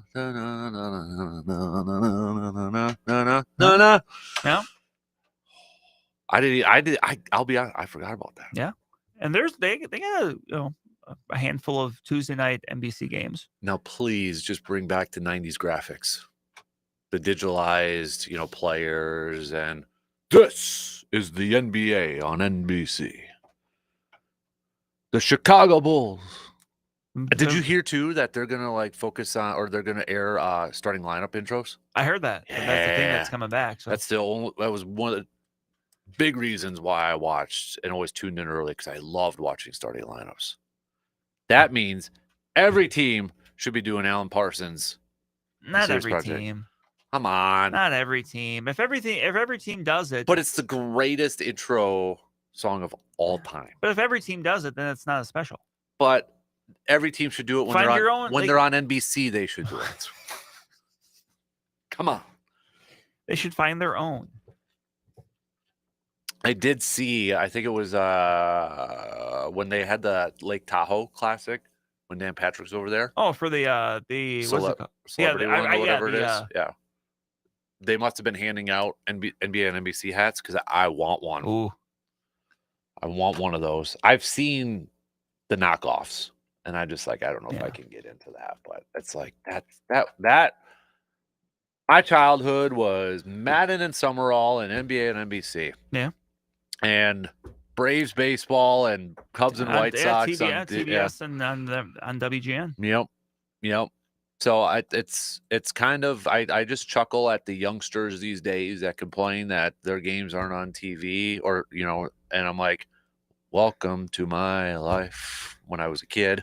So well, how many baseball games are actually it's a lot it's easier, but it's harder to watch things out. Big reason the NFL is because their games are the most easily accessible, because they have the most games on linear television. Mm-hmm. Yep. Yeah, that's true. But it's you and I've talked about it. I can't remember as a kid watching too many Brewers games on TV. No, listen to a lot of them on the radio. There was a lot of them almost all of them were on the radio. So well, there was a period of time in the 80s into the 90s where teams wouldn't broadcast home games on TV because they thought it would hurt attendance. Mm-hmm. Mm-hmm. Then it's kind of related to blackout rules, sort of thing. And then you can even think of the early 2000s with the early days of Midwest Sports Channel, where you wouldn't have every Brewer game is televised, be it by the RSN or hey, this game's on, this is a Fox game or whatever. That was not the case then. You wouldn't see a lot of day games. Mm-hmm. A lot of times it would just kind of be the night games. Mm-hmm. So things have changed. You want to know how ridiculous this is now, Brandon? So I've seen these exact NBA on NBC hats for $13, and for the last year, people are now asking for $80, $50, $125. They're not even the legit ones. They're oh, throwback, but they make them themselves. They're getting into the shady business. Yep. You so-and-so is out there. How dare you? How dare you? I don't need it anyways. I'm trying to cut down on my hat collection. I'm trying to go to just a few go-to ones here, but we'll see how long that lasts at that point. So, no, I did not see that. So thank you for showing that. You're going to be me. able to scratch that itch pretty early. Mm-hmm. Yeah. I just hope it lives up to that. I'm not, I hope it gets adjusted. I know everybody's talking about the Inside the NBA show. Now it's only 30 minutes, but then it's one time and then they're not on until Christmas or something like that. Some weird scheduling thing like that. But that seems to be, I don't even think they know what they're doing quite yet with it. No, they just know we got the people. Right. What are we doing with it? Right. Yeah. I'm curious how the NBA and NBC one's going to work out with Jordan. I think Jordan, you could count on one hand how many times he's going to be on that thing. Right. As a special contributor. Okay, maybe 1.5 hands, but come on, he ain't going to be on there. A half a hand? Yeah. Yeah. Kind of like Chubbs. Yeah. So, did you watch Happy Gilmore 2 yet? I have not actually. Okay. I want to. I just haven't found the time. Have you used any of your free golf yet? Not yet. That's different, man. Don't be barking at me like that. So, Did you get a text asking if you wanted to go to golf? Do I ever? Hey, we went one time this year. We did go one time this year. That's one more That's time than we usually more did. than we go in a given year. Exactly. Surveyor says grumpier old men is better. Grumpier old men's solid. Yeah, that's solid. Would I say it's better than one? I don't know. They're really solid follow-up. It is. I will say that. It's a really solid follow-up. I don't know if I can go better than number one. Well, no. Boy, I think I might go. Yeah. Because Mickey from Rocky, the dad in there, I think he's a little bit more. What? No, it's just funny to me that that's the same guy. Yeah. Mick from Rocky, and then Grandpa or Dad. Yeah. Oh my gosh. He's Mr. Gustafson. Could you be more different between those two? I think he's a little bit more raunchier in the second one than the first one. So that's why I probably go. Absolutely. I love when you watch the credits of that one, and they're in the grocery store one. Yeah, and you have like the bologna the outtakes. Yeah. I probably can't repeat some of them right now. Oh, no, but and Math and Lemon together is just comedy gold. Mm-hmm. Yep. So I think I could buy. I get on board with that. Mm-hmm. It probably it depends on, are you an ice fisherman or a summer fisherman too? That's catfish good. Hunter and all that. Yeah. Then the catfish really wasn't that big, I don't think. I'll be honest. I was a little disappointed in the size when they finally caught it. So I do like that they had their fishing spot. Wasn't there just a couch there? Yeah. It's awesome. Mr. Gustafson died there. Yes, he did. Huh? He did. What do you want to do? The way to go? Want to get drunk? Yep. Oh, I need to watch that one now. I think. Thanks, Surveyor, for sending that on over. Okay, really quick. Tonight, yes, we had a couple people complain. The game's on Apple TV. That's why you can listen to it on your favorite radio station. You sure can. 5:40 tonight, first pitch, 35 minutes prior. Packers in action tomorrow for preseason game 2. Scrimmages for high school football this morning, today, throughout the day. So football start games next week. We'll be talking some games next Friday. Previewing some games coming up. So it's going to be here before you know it, because it is already. So, and then college football, Badgers, 2 weeks from yesterday is their first game. I'm excited. You're the only person I know that's excited. But I'm just excited for college football in general because I love college football. Mm-hmm. Are you excited about the Badgers, though? I've been able to talk myself into some cautious optimism. We'll be able to expand on that a little bit more next week. Yeah. I think if they start off, by the way, 2 minutes ago, this Twitter account, Dates and Movies, August 15th, 1981, Rocky Balboa's trainer, Mickey Goldmill, died following Rocky's fight with Clubber Lang. So that happened this day in movie history. We were just talking about it, and they tweet that. Have a good weekend, everybody. We'll be back Monday morning, 6 a.m. See you then.